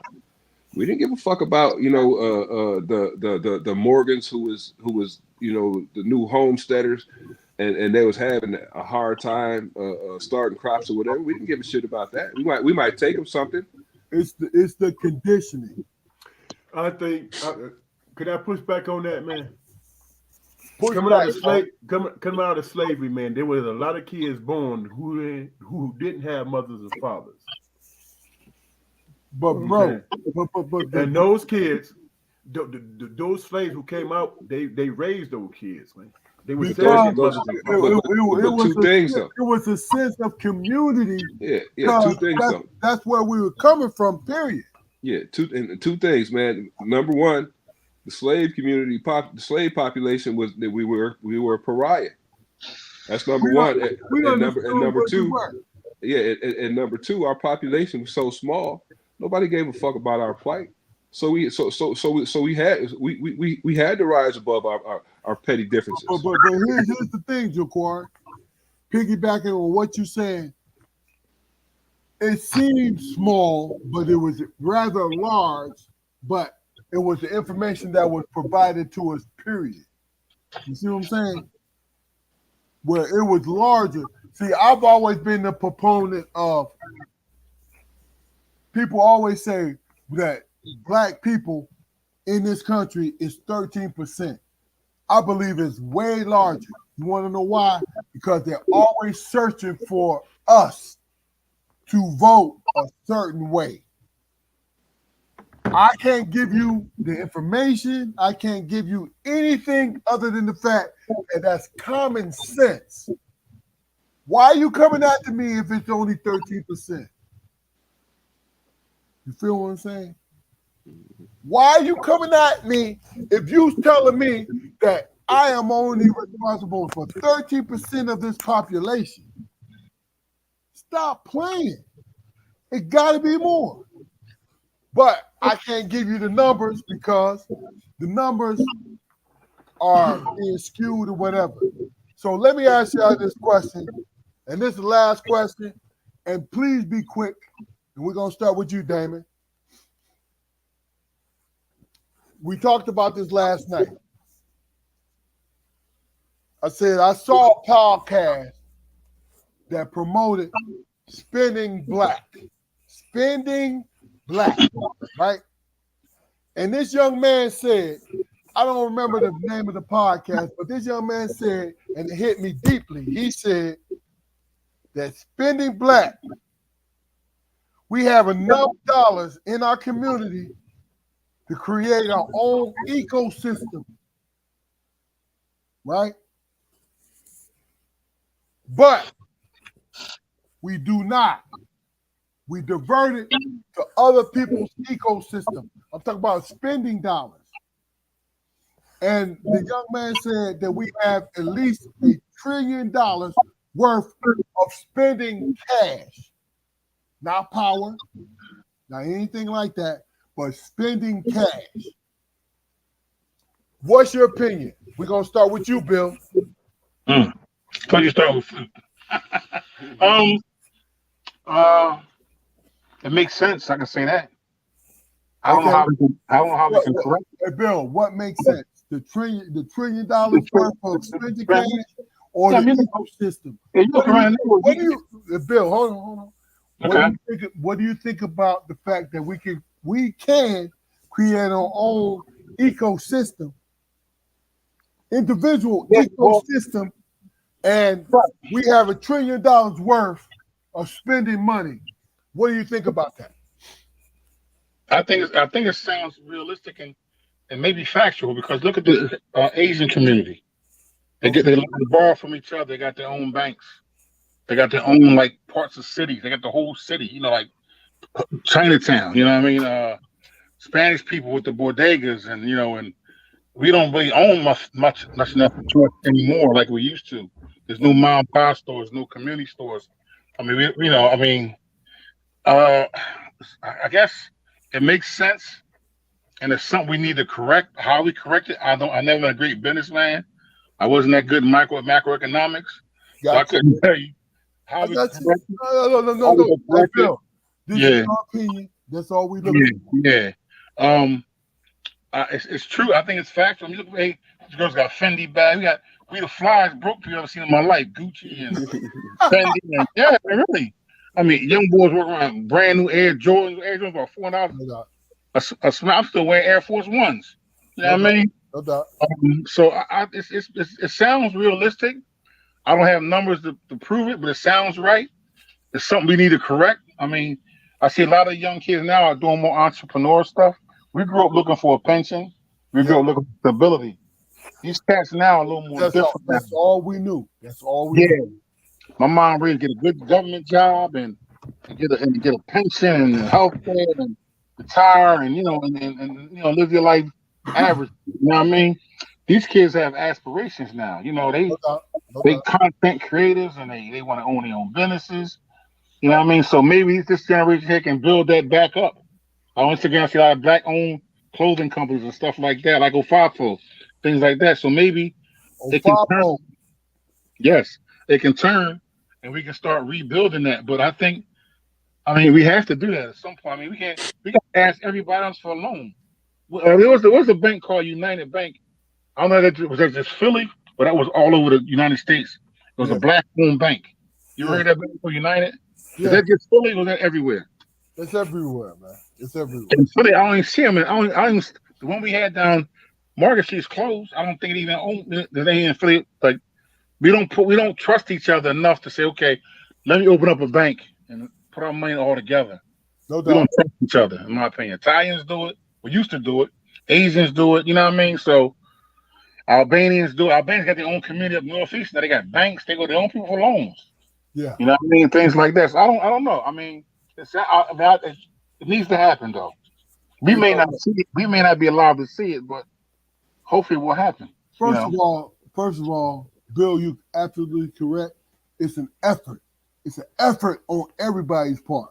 Yes. Damon, it's on you. What do you think? Who? It's on you, Damon. What's up? Oh, here's the thing, man, and allow me to finish this point, man. Here's the thing. I think that we as black people in this country don't recognize, man, because we are steered towards the monetary aspects of it. You know what I'm saying, but here's the thing that we don't recognize, man, in terms of fairness, man.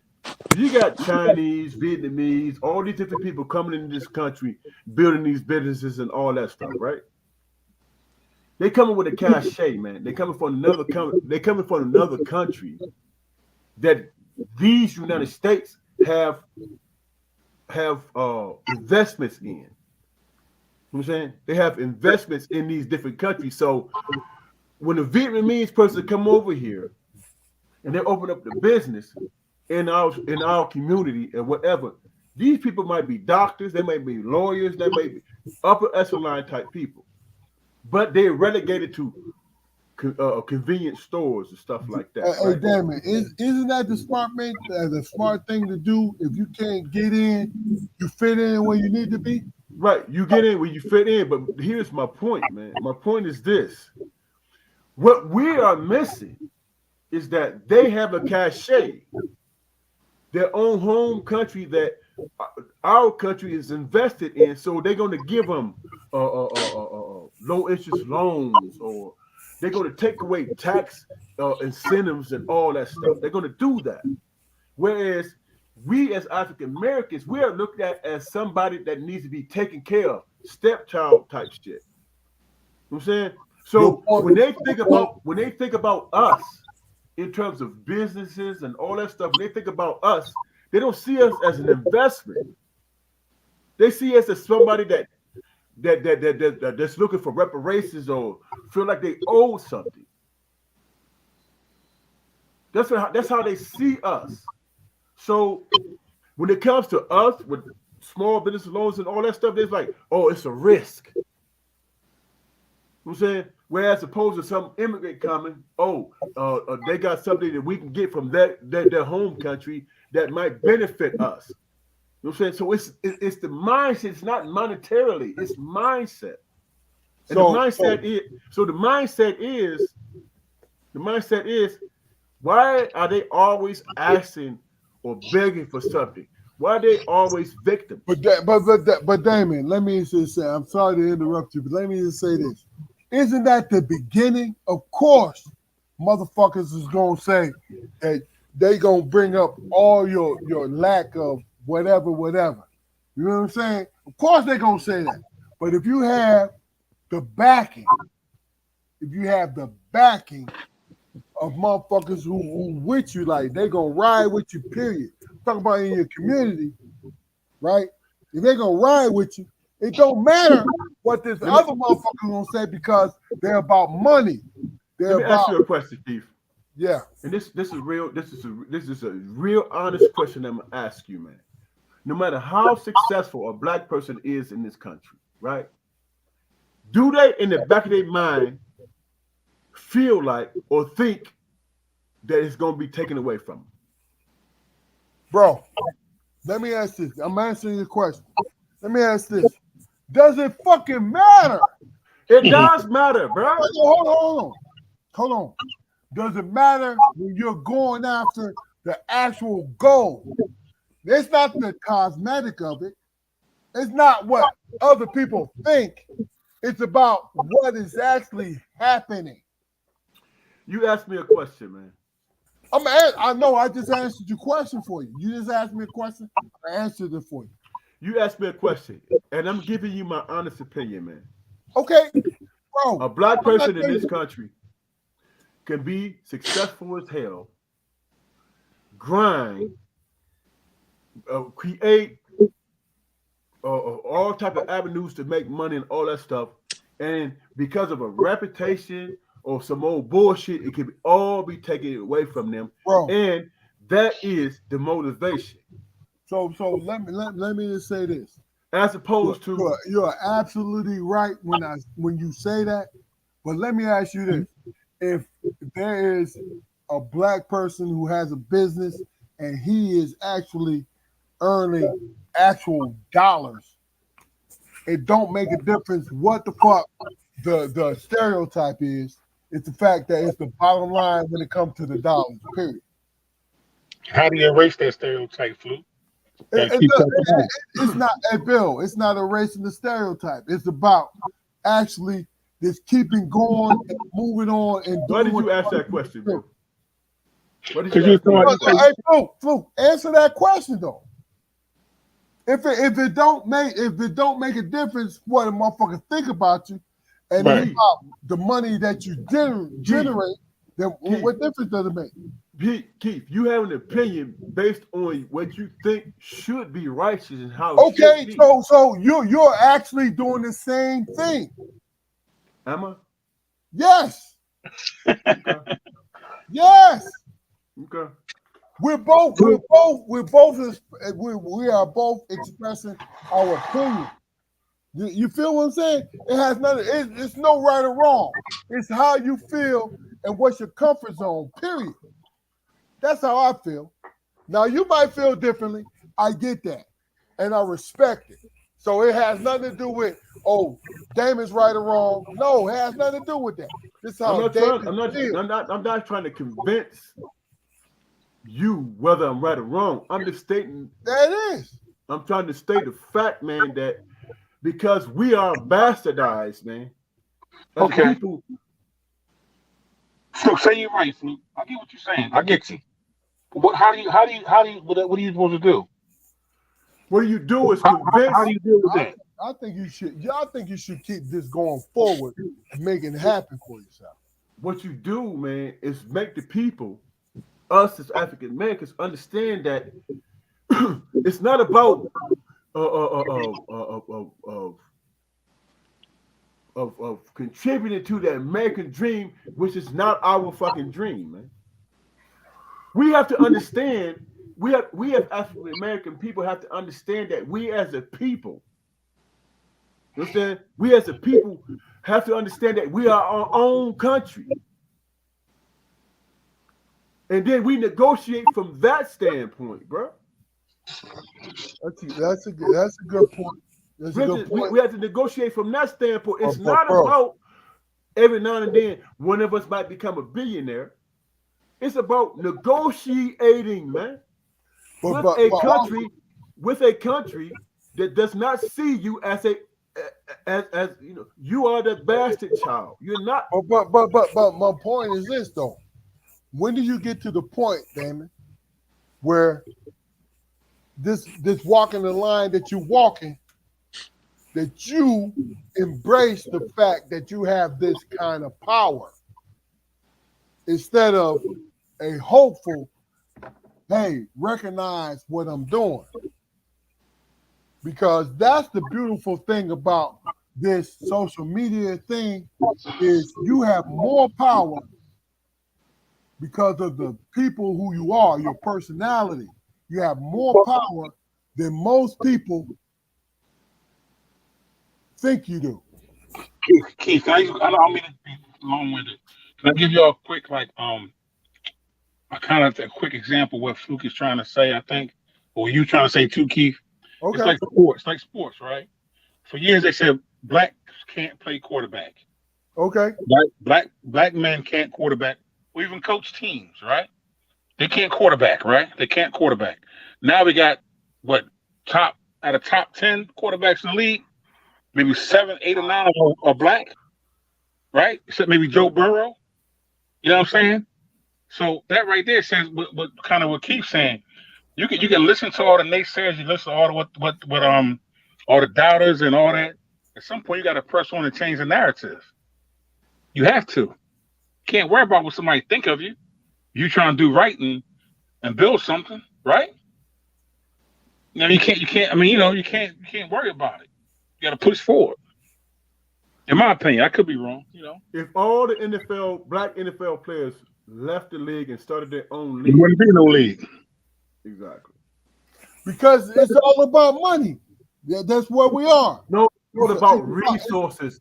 No, People, resources, and ability. That's what it's about, bro. It's not about money. No, it's in my opinion. In my opinion, this is how I think. It's about. It has nothing to do with the resources, but the resources have to do with talent. Period. Right, that's what I'm saying. Okay, so but they're making money off the talent of these individuals. Period. People love stories. People love entertainment. That's what people love. They don't love anything else other than that. Okay, so what point is you making, bro? First of all, what I'm asking you, what point you're making, because what I'm saying to you is this. Not what I'm saying to you is this.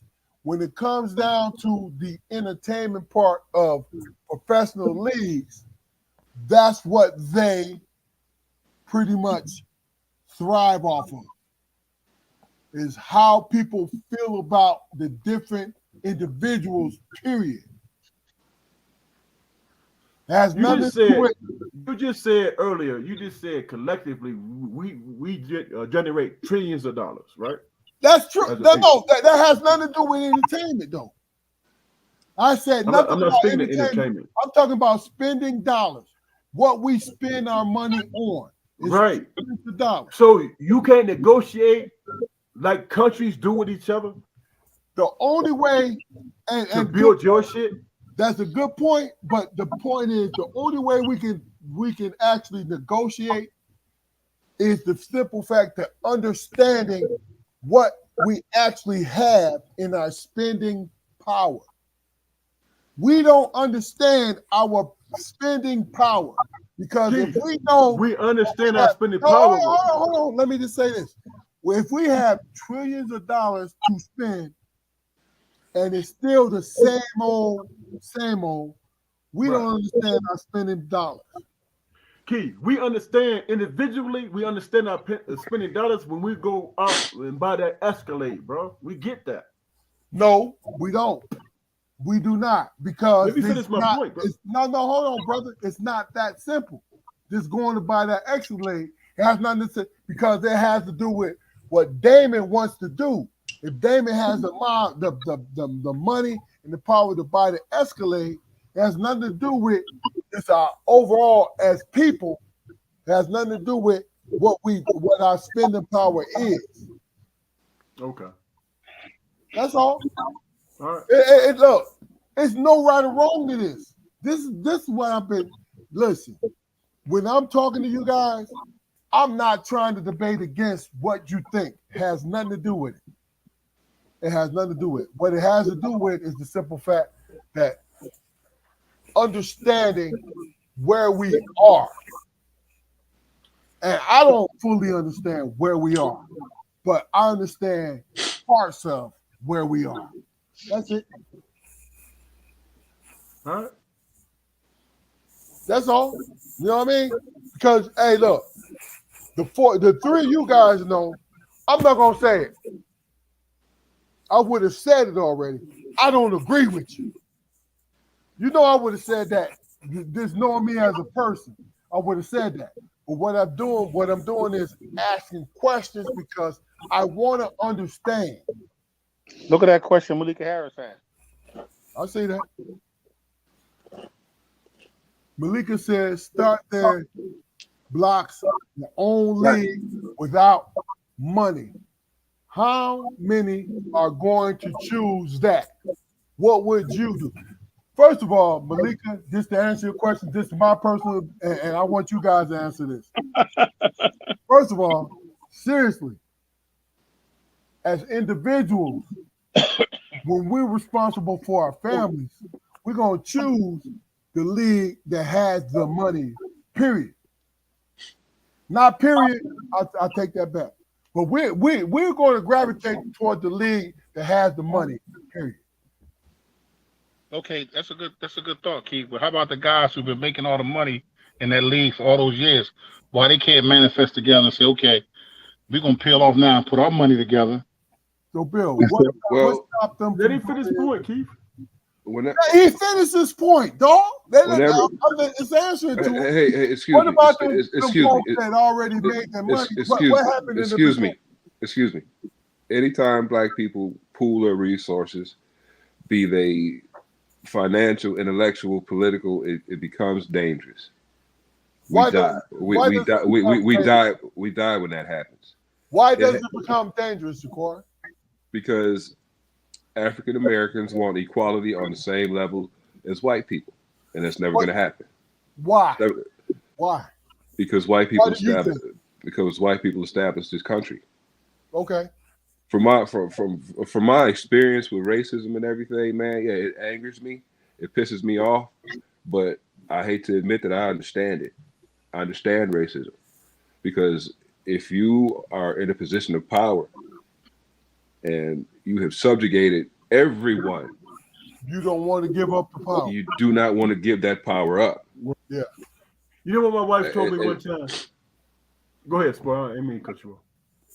I'm just saying. I mean, I read somewhere a few years ago that the African American community was the 8th largest economy on the face of the earth. I don't know how true that is today, Yeah. but there is money in our community. It is. We do not have the financial wherewithal to concentrate it in one place long enough to make a difference. We don't have that. Because People come over. People come from different countries and everything. They already have a financial mindset established, and plus they don't they want equality, but and they do want it on the same level as the Caucasian community, but they're not willing to sacrifice their livelihood and their comfort to go out and march for it. Because it begins with us, Jaquan. We don't want it. What we want Here's is the thing. for our family to feel I comfortable. don't agree with that. Here's the thing, bro. First of all, you have to understand all the things that's against us to try to convince us not to be for ourselves. That's number one. Number two, my wife said something to me. She said, when you think about it on a basic level, be it in the animal kingdom or the human kingdom, whatever, when you think about it in the simplest forms, man, if you got a pride of lions, man, right, and you got 5 female lions and 1 male lion, and they trying to have babies by that 1 male lion, right, to make sure that their lineage survive, to build up the community. I'm saying it's no different with human beings, man. If you got a black woman who has an inline to make sure that her kids are educated and do well, do you think she's actually going to share that information with anybody else? It has nothing to do with the Pride of Lions because the Pride of Lions Hear what I'm saying, bro. Hear what I'm saying. only have one leader. Hear what I'm saying, They Keith. hunt together. They hunt together. Hear what I'm saying. that female who's vying to make sure her pride survives is willing to share, but she's going to make sure that her cubs get the lion's share. I get It's that. no different, bro. It is different because we think differently from a pride of lions. You think so? Yes.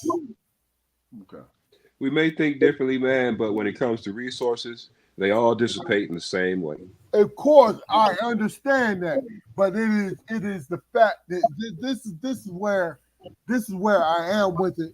The simple fact is this: that of course we're going to follow, that line of, oh, this is a pride of lions. We have the one male lion controlling everything. Then we have the female lions worried about their children, because that's what the female lionesses worry about. And the male lion worries about keeping his seed to move on. But we as human beings have nothing to do with what the fuck lions do. That's how I see it. Okay, Look, you're wrong. you So know, you're saying, no, so you can talk. Let me say, you're saying you can that talk about that instinct, but really and truly, as human beings, you have a different way of thinking when it comes to compared to you and lions. Period. of course, man. I mean, Is that fair? it was a generalization, man, but No, I get that. I get the fact that both creatures have a natural need to procreate is the main point. But the point I'm trying to make to you is this: the lion that is in charge of the large pride, right? Him and his brothers, or him individually, is only thinking about himself, period, right? But as us being human, we inadvertently think about at the same time, we think about ourselves, right? We think about ourselves, but we also think about, just as black men and women, we think about moving on and becoming more than that moment that we are. That to me, I think that makes more sense than just throwing it out there. Two things, real quick. And the pride, the lions, the male lions want to kill the cubs. They They want don't to want kill the cubs. They don't want. Why They don't want the cubs. Bill, why do they want to kill the cubs? They want the boy cubs don't grow up and take over what they got. Exactly. And the mothers protect the boy cubs from the king, from the father. That's Y'all some missing the individual whole- shit, right? Huh? That's this individual. What Individual, that yes. one lion thinks of himself, right? Yeah, they like the girl Makai. You gotta get this girl Makai Harris on your show. She got some good points. They live in day to day. We thinking about long term survival. Malika. She made some good points. She made a good point before too. They lions thinking day to day survival, where the next meal's coming from. We thinking long term. I think we think long So term. y'all, We try. I'm not gonna belabor my point because I think I made it, and I think Keith, you kind of substantiated it for me, man. You know what I'm saying? I just tried to make an example of people in general. It ain't just for black people. I'm talking about people in general. Everybody, white, black, whatever. They want their kids to have the best education. Of course. They want their kids to have the best education. They want their kids to eat the best food, fresh fruits, and all that stuff. That's right. They want their kids to have a future and all that. And the point I'm making is, at its simplest form, that's what life is with human beings, bro. And that's a great point, Damon. So let me ask you a question. Other than your children, do you think past your children? your grandchildren, your great grandchildren, because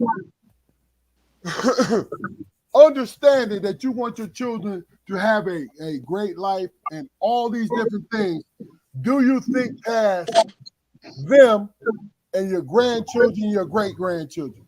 Legacy stuff. What you mean think past? What do you think? What do you mean? What do you mean by that? Think past. Legacy other than just your children, your Your grandchildren, grandchildren, great great grandchildren. Well, you know what? From my standpoint, from my vantage point, I just want mine to have a foothold, bro. But Based on bro, the survival, based on the survival skills I get my it, ancestors gave me. I get it. But what does your foothold mean when it comes to your children? Isn't it obvious? No. I want you to tell me. Does it have to do with your grandchildren, your great grandchildren, when it comes to your foothold, when it comes to your children? That's obvious. You just No, stated the obvious. I told you I wanted you to say it. You told me I did say it, bro. No, you didn't. Go ahead. Bro, life is about survival and lineage, man. Okay. And I get it. when you think about it in that aspect, we as human beings want to think that we are these spiritual whatever, and we are above all this. But in essence, we are simply about surviving and making sure we have a lineage, man. And that's what it is, bro. So what does it mean? So What does that it mean said, when it so comes that to said, your grandchildren and your so that grandchildren? said, Keith. So that said, Keith. Is it always monetarily, or is it about the essence of life, surviving? Okay, I get that. You don't see me disagreeing with you. I'm saying to you, I asked you the particular question. What does it have to do with your grandchildren and your great grandchildren? That's what I asked. I think I answered that question, but if I didn't answer it for me, humor me. If I didn't answer it to your satisfaction, I apologize for that, bro. Bro, you didn't answer it. Yeah, it's time. It's time to move on, fellas. Yeah. You didn't answer it. This is what I'm saying. It's time to move on, Keith. Hey, Jaquari, I get it. It's time to move on, Keith. No. I want all three of you guys to understand what I'm asking. It has nothing to do with who right or wrong. It has nothing to do with that. Okay. It's a particular question. Okay. That's all. And we can move on. I get it. And the last question of the day is this. It has nothing to do with you. Look, Damon, you are not right. I mean, you are not wrong in what I'm asking. I just wanted you to elaborate a little more to me. That's all I wanted. It ain't had nothing to do with shit. You feel what I'm saying? It ain't had nothing to do with anything other than the simple fact I just wanted to hear your voice because your voice is powerful. You understand what I'm saying to you? I understand. The questions that I asked you three gentlemen is because your voices are powerful. You will reach certain people who need to be reached. Period. Excuse me, man. You know? So, last question of the day is this. I saw a young man, and make it as quick as long as you want to. And Damon, you got the long wind, and your lungs is gigantic. So we're gonna put you on last. And the question is, I saw something that a young black man said who was promoting spending black seminar. So he wanted folks, this is Northeast. He wanted folks to come through and just talk about spending black, right? I thought his question was interesting. He said, we have enough dollars in our community to create our own ecosystem. You already asked that question, bro. Yep. I need you. I want you to reiterate. See, that's what I'm talking about. It has nothing to do with anything. I want you to bring it on home. Okay? because we veered off on the actual question. And the thing about it is, we're able to create our own ecosystem. And the thing that you guys are familiar with is what I said was we have $1 trillion worth of income to throw into our community. That's what you're familiar with. The actual question was, we actually have that power. And my question is to you is,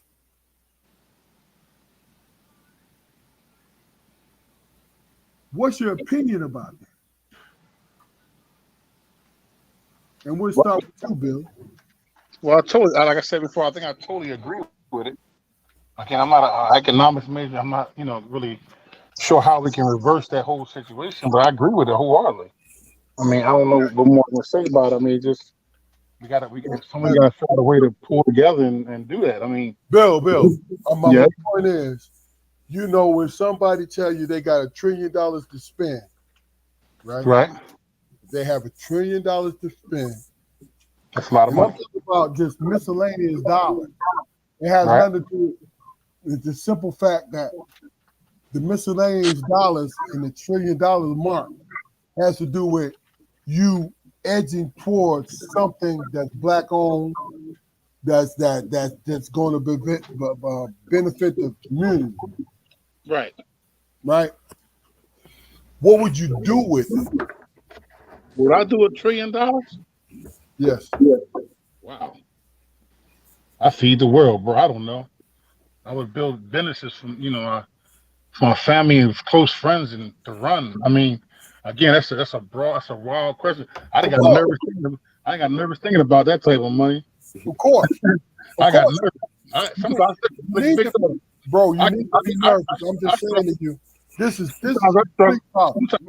This is complete monetary power, though. Right. Sometimes I struggle with my little $5,000 budget a month now. I struggle trying to make it right. So with $1 trillion, I would need to help somebody I trust to help me build. I mean, I could just maybe bank so people can get loans. I don't. Again, it's a hard question for me to answer, but I would have to seek the answer. I had to do some research and what do you mean by seek the answer, though? Put myself around the right people who can mentally, who have, I guess just people out to seek research how I can put that money into best use. Okay.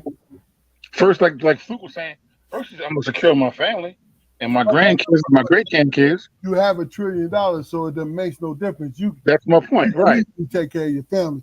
I'm right. talking about the resources taking it back to the neighborhood. And even with us trying to get in our own, trying to build something for our own, we may need their help, the other white people's help in some way, shape, or form anyway, to get those connections at some point, maybe. I don't know. Okay. I can't answer that question like legitimately. I don't know. I got you. Hey, look, there's no right or wrong in this. I'm asking your opinion about it.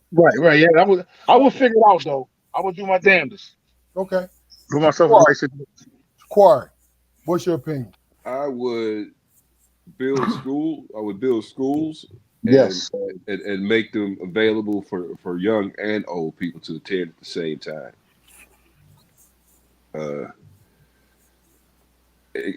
For the sole purpose, man, of not necessarily re-educating our population, but helping us to learn the right places where to cut away the fat. A lot of times, man, in dealing with public resources or whatever, a lot of things, are there, and we take advantage of them unnecessarily. Okay. If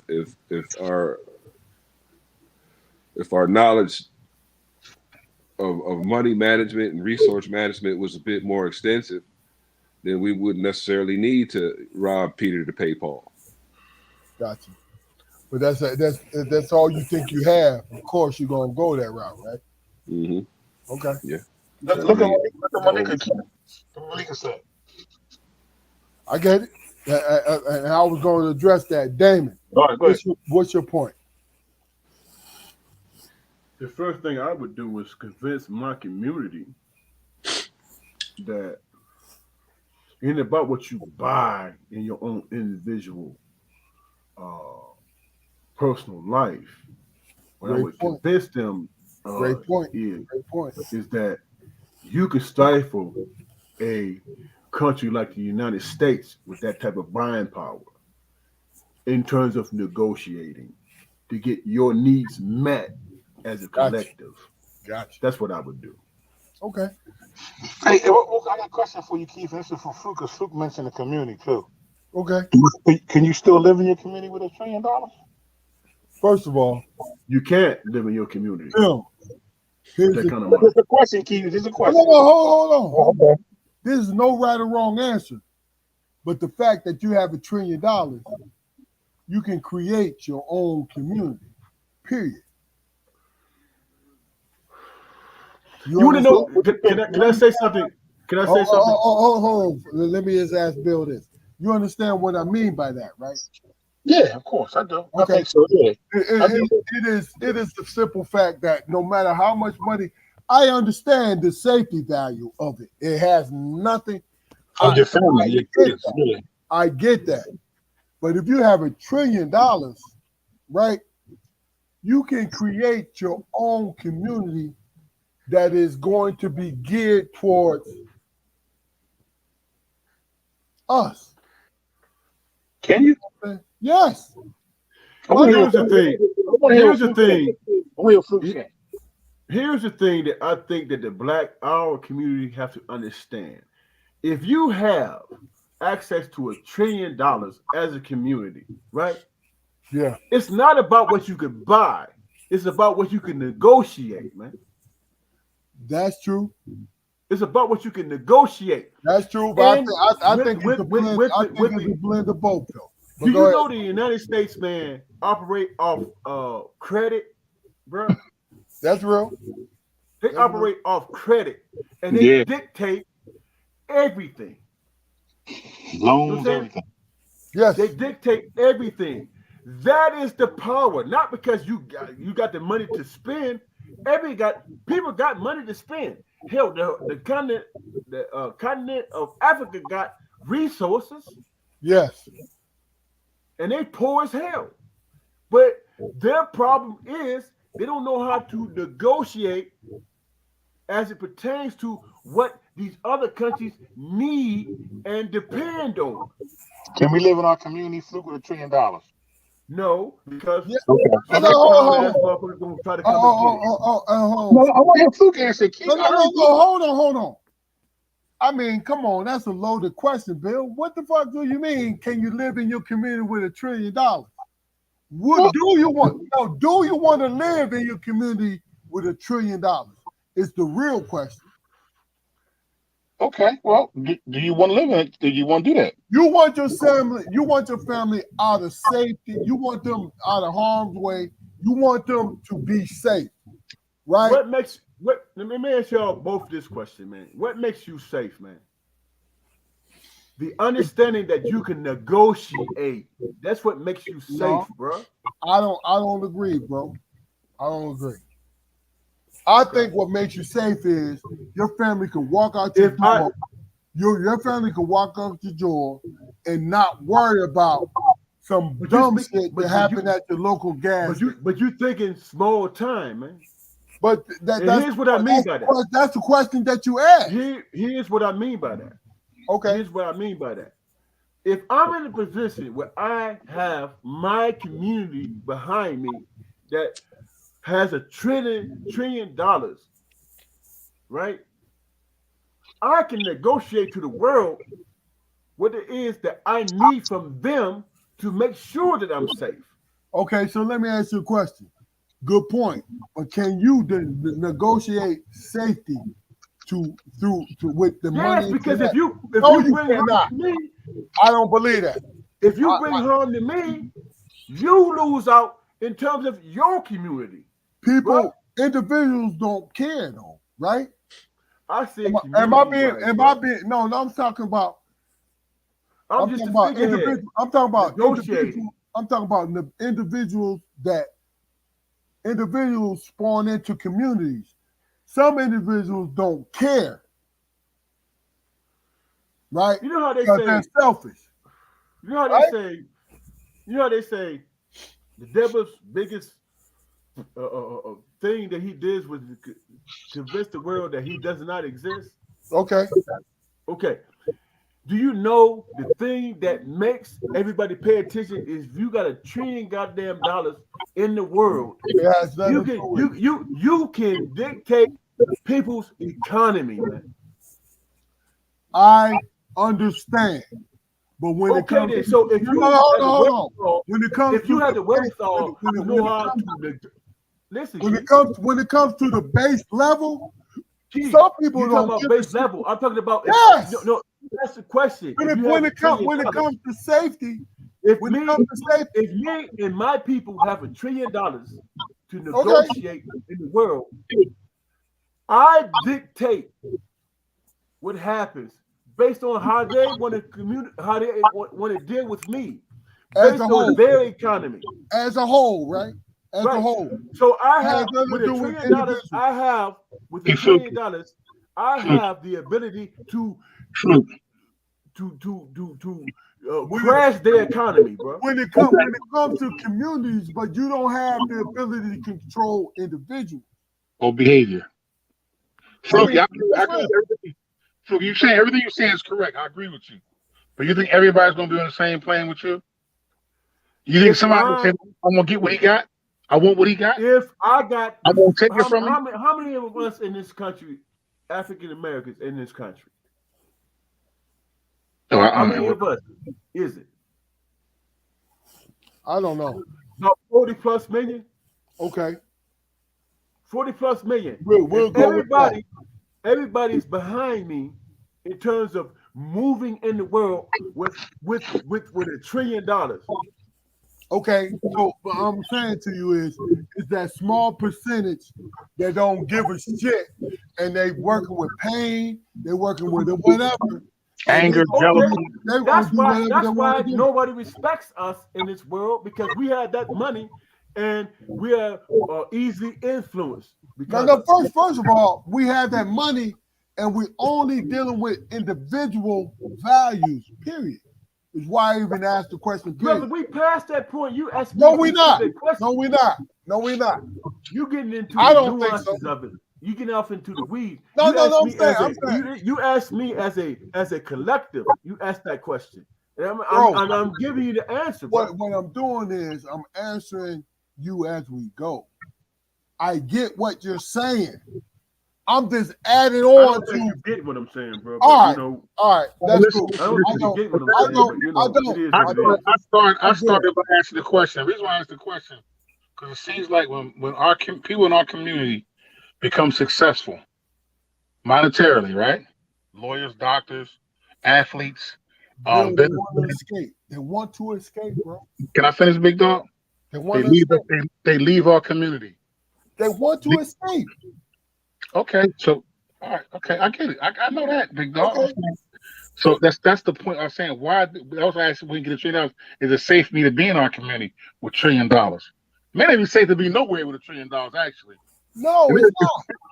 Right, but I mean that was my point. It's So got why, it's got to the point where you can't even be in our community with rapper money.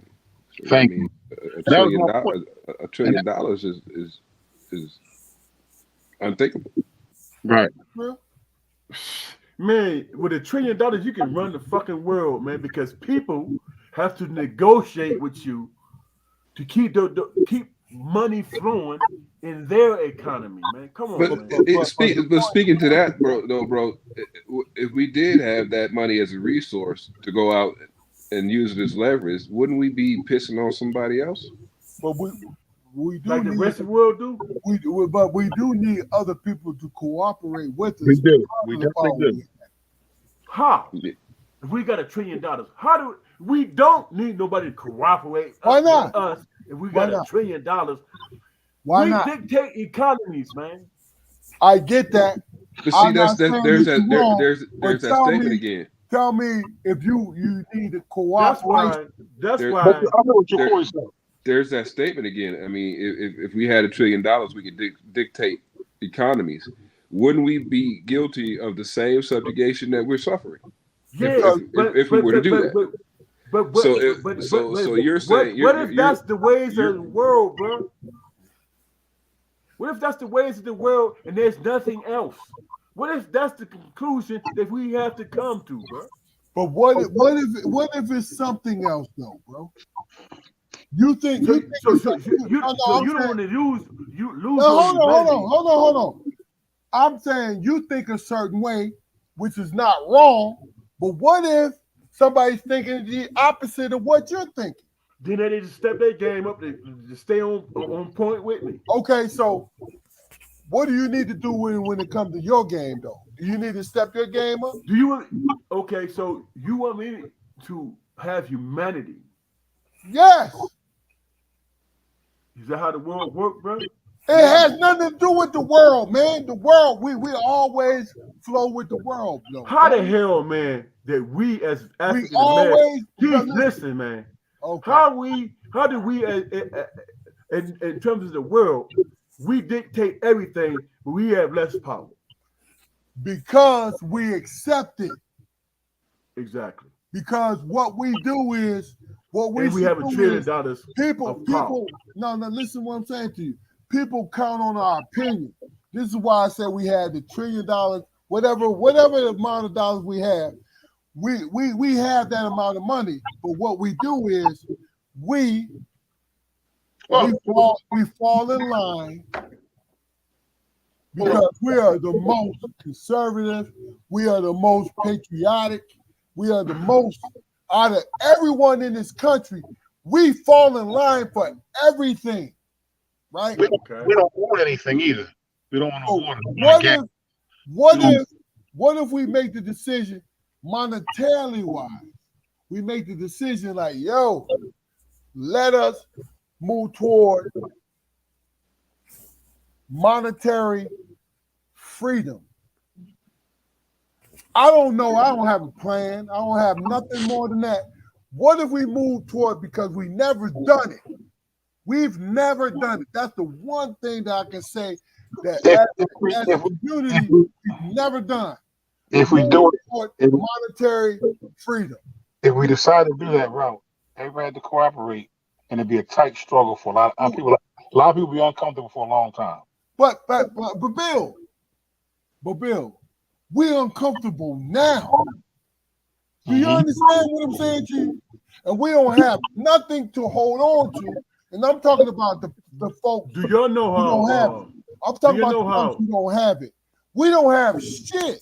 In our Congress, man. Oh, what we got to do is there's a sacrifice we have to make, right? In our Congress, bro, do you realize, man, that there's debate whether or not, man, we extend our credit line and shit? You realize that? And that amounts up to trillions of dollars every damn year. Okay, so if we look, do we the world is standing on that damn heels. Do we actually extend can I finish my point, man? No, you said something. I'm saying, do we actually extend? Let him finish. Keith. Let him finish. He's going somewhere. Let him finish. Okay, let him finish. Keith Fluky, go ahead and finish. My point is, man, it's all about our credit rating. It's all about the money that we have to supplement their governments. And if we go under, the world goes under. So it's all about the money that we can generate and the credit that we generate. So the world stands by as we sit around on some dumbass shit, debate whether or not we're going to give credit to this country to make the world move, man. Now, you think about it in that aspect, bro, in that concept, in terms of credit line, and money. That dictates everything. Let me say this. Now, if we as a people, African Americans, we got $1 trillion that we stand behind.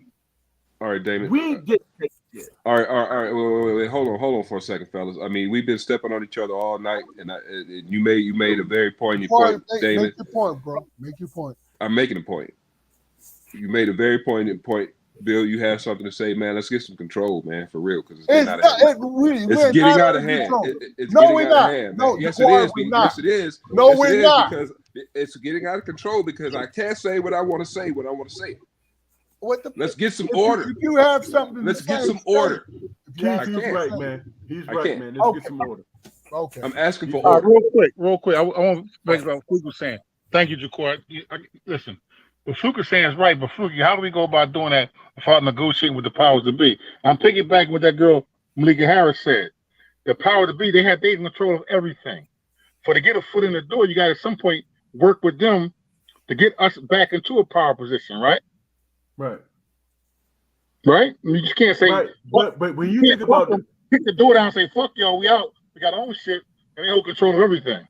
Yeah, but bro, they can say fuck that shit, but if we got $1 trillion of backing, they can't say fuck that shit because it affects their lives. It affects their kitchen table, bro.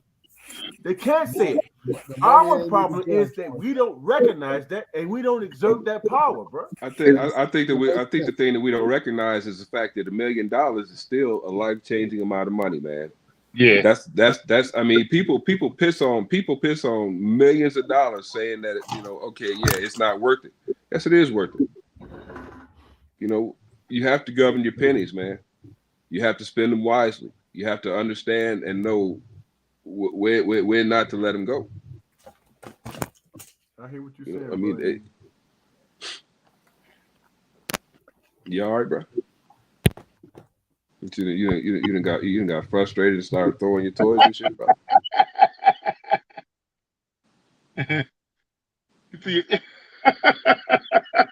Well, I can't.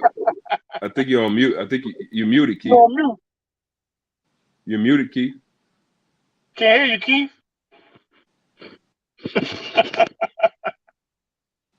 You mad, the motherfucker too. Look at him. I don't give a shit. I don't care. You're like Morton down here. But I mean, all in all, man, shit. A little bit of money, man, to make, if anything, it'll make things nicer. Yeah.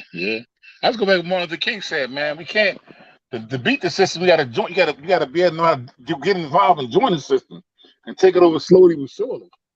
You can't because you got $1 trillion. They're gonna kick the door and they're gonna say, "Oh, let them in. You got $1 trillion." They're gonna say, "Okay, you become a target now." If we figured out a way to properly use $1 trillion worth of resources, man, they would devalue the American dollar so fast. But you wouldn't even know what the hell to do. The scares me. I'm not trying to belittle our people. I love my people. But I don't know if we can work together. I don't know if we have the patience to work together like that. Can we get everybody on the same page? But see, Bill, the thing is this though, man. Nobody has that kind of cooperation. No community does. We just have. No, I don't. Okay. I don't. Just because they come here or wherever they are and they collectively work together for a time does not necessarily mean that it's going to be successful for the long term. True. They still deal with caste systems. Sure.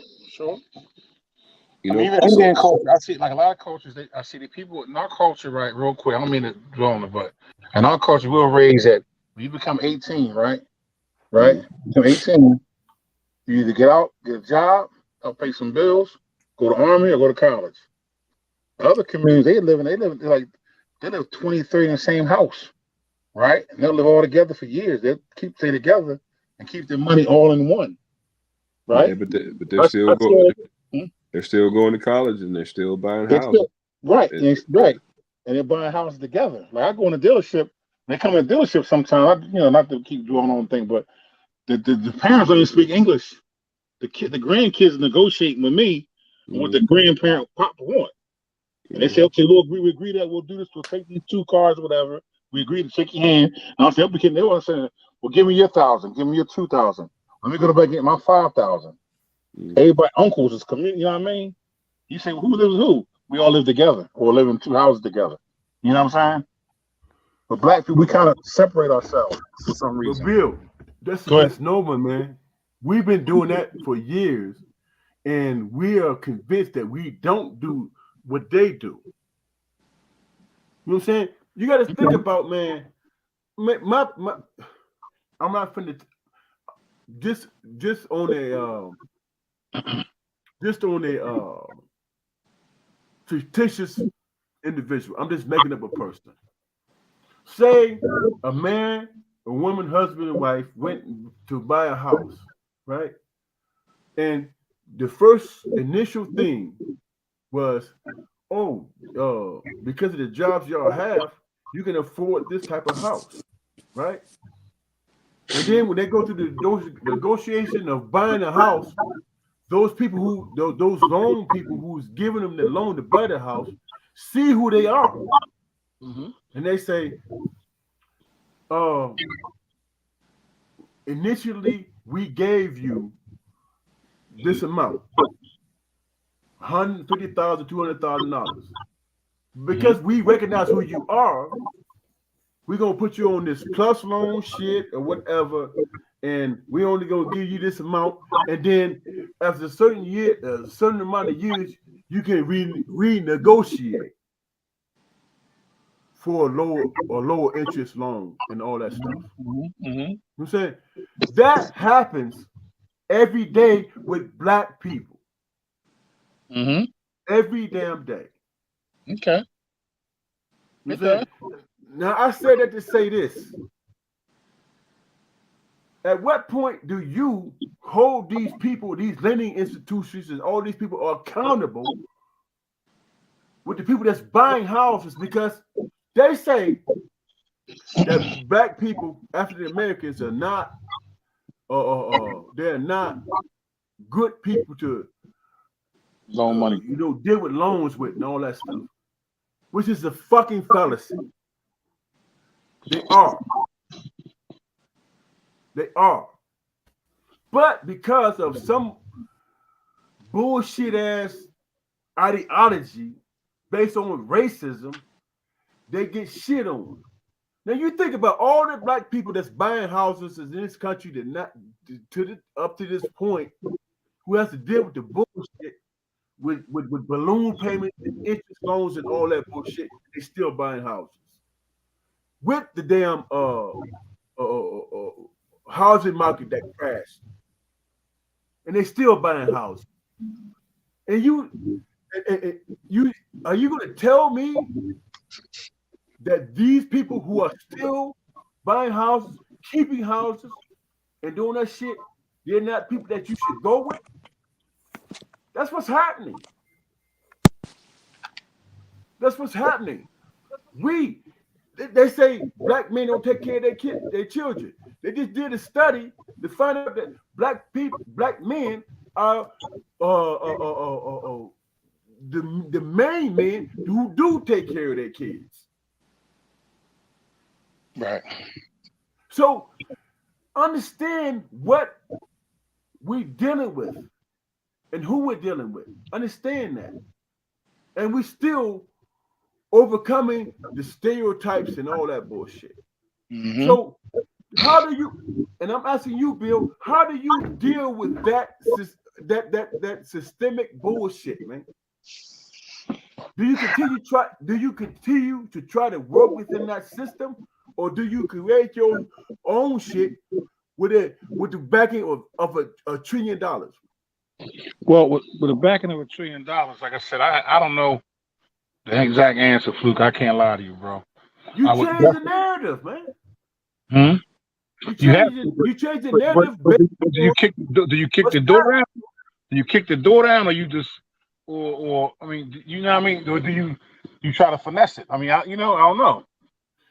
The door has already been kicked down. It's not. Here's the thing, bro. It's not kicking the door down because it's already been established. Right. What we're working against is that element that's trying to make us look like we're not who we are or who we have been. That's what we're dealing with. Right. So when you talk about when you talk about as a whole, as a community, Can y'all hear me? we have $1 trillion to work with. You hear me? It's Okay. about negotiation. It's not about going back on some old bullshit. It's about negotiation. We But when have the you leverage. but when you negotiate, My point. like anything else, it takes time. It takes time to get to every step is a step to every negotiation, right? You talk about 400 years we passed it. What the Yeah, time it takes, I man. got you. Yeah, I know. I got you. Look, I'm with you. I'm with you. But I mean, I don't know. I don't know how we go about it. I mean, you know, if you know the Okay, way. this is my last point. It's not about how we go about it because we already done it, man.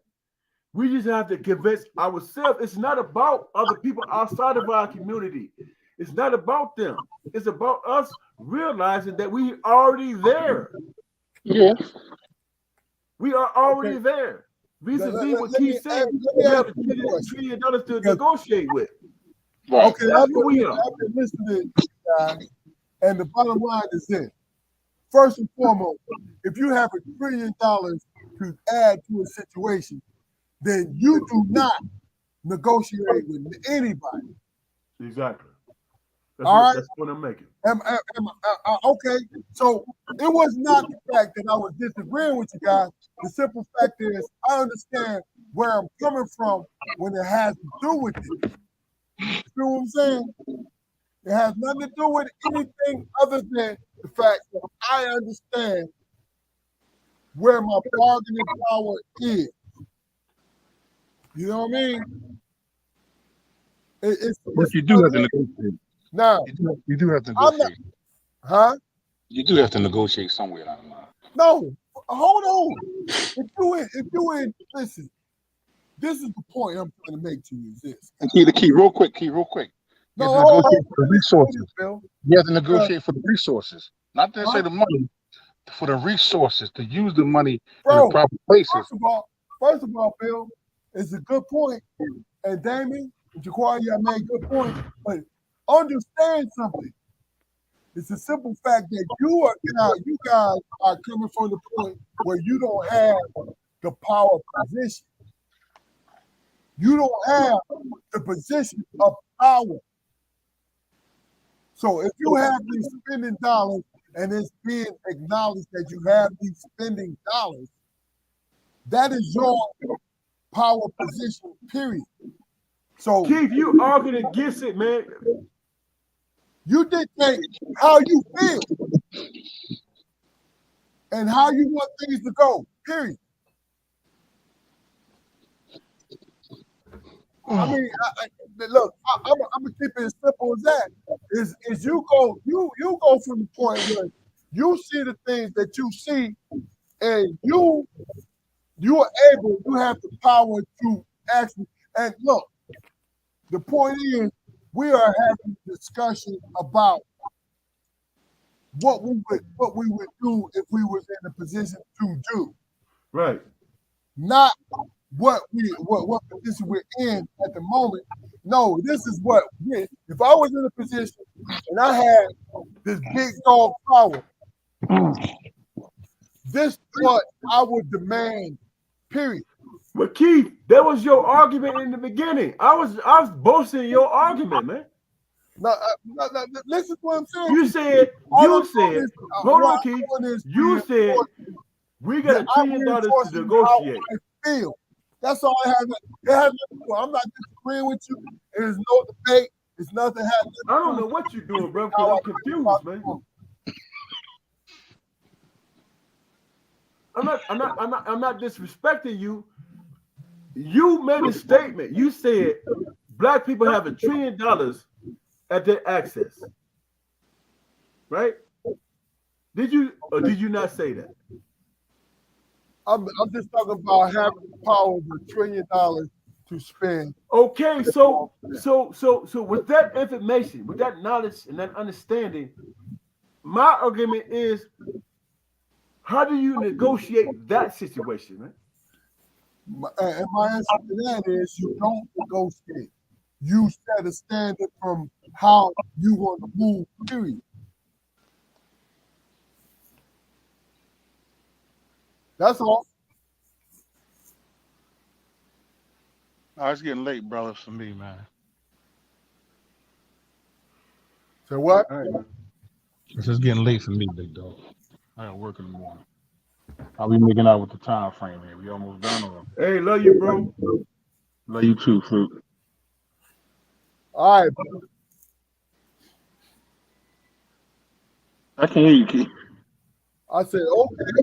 If that's what you need to do, go ahead and do what you have to do. I'm hanging there with you. I'm hanging there. I mean, this is how I feel about it, and it has to do with anything but how I feel about it. I think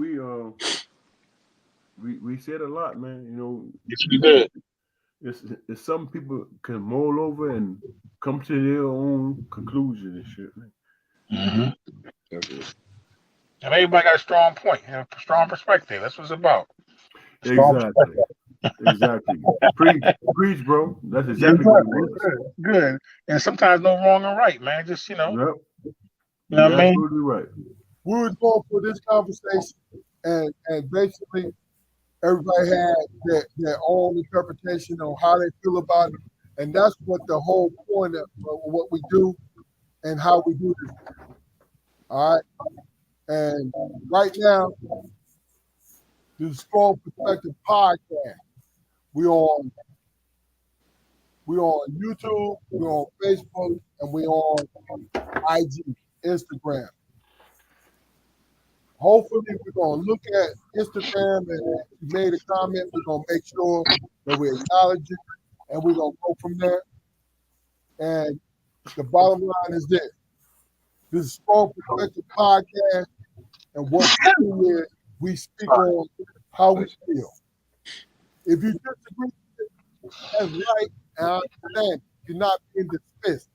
But the bottom line is, if you want to come on and articulate how you feel, let me know.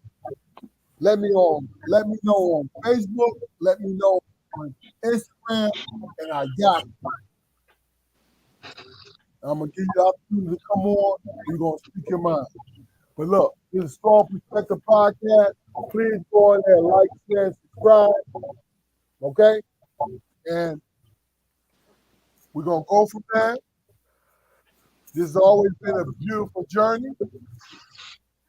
Any last words before we get off here? It's always a pleasure. Thanks for having me, big dog. Fruit, Jacoy, I love y'all. Hey, look. Love you too, bro. You guys have great conversation. You have great comments. Thank you very much. This is Strong Perspective Podcast. This is one of your hosts, Keith Armstrong.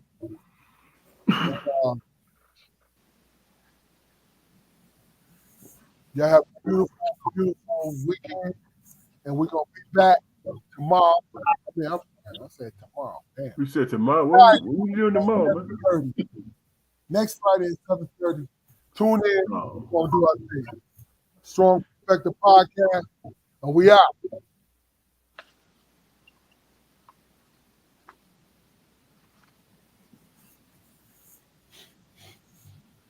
What we doing tomorrow, bro? Huh? I think we still live. I don't know, but we still live right now. It says live on my joint. I just need to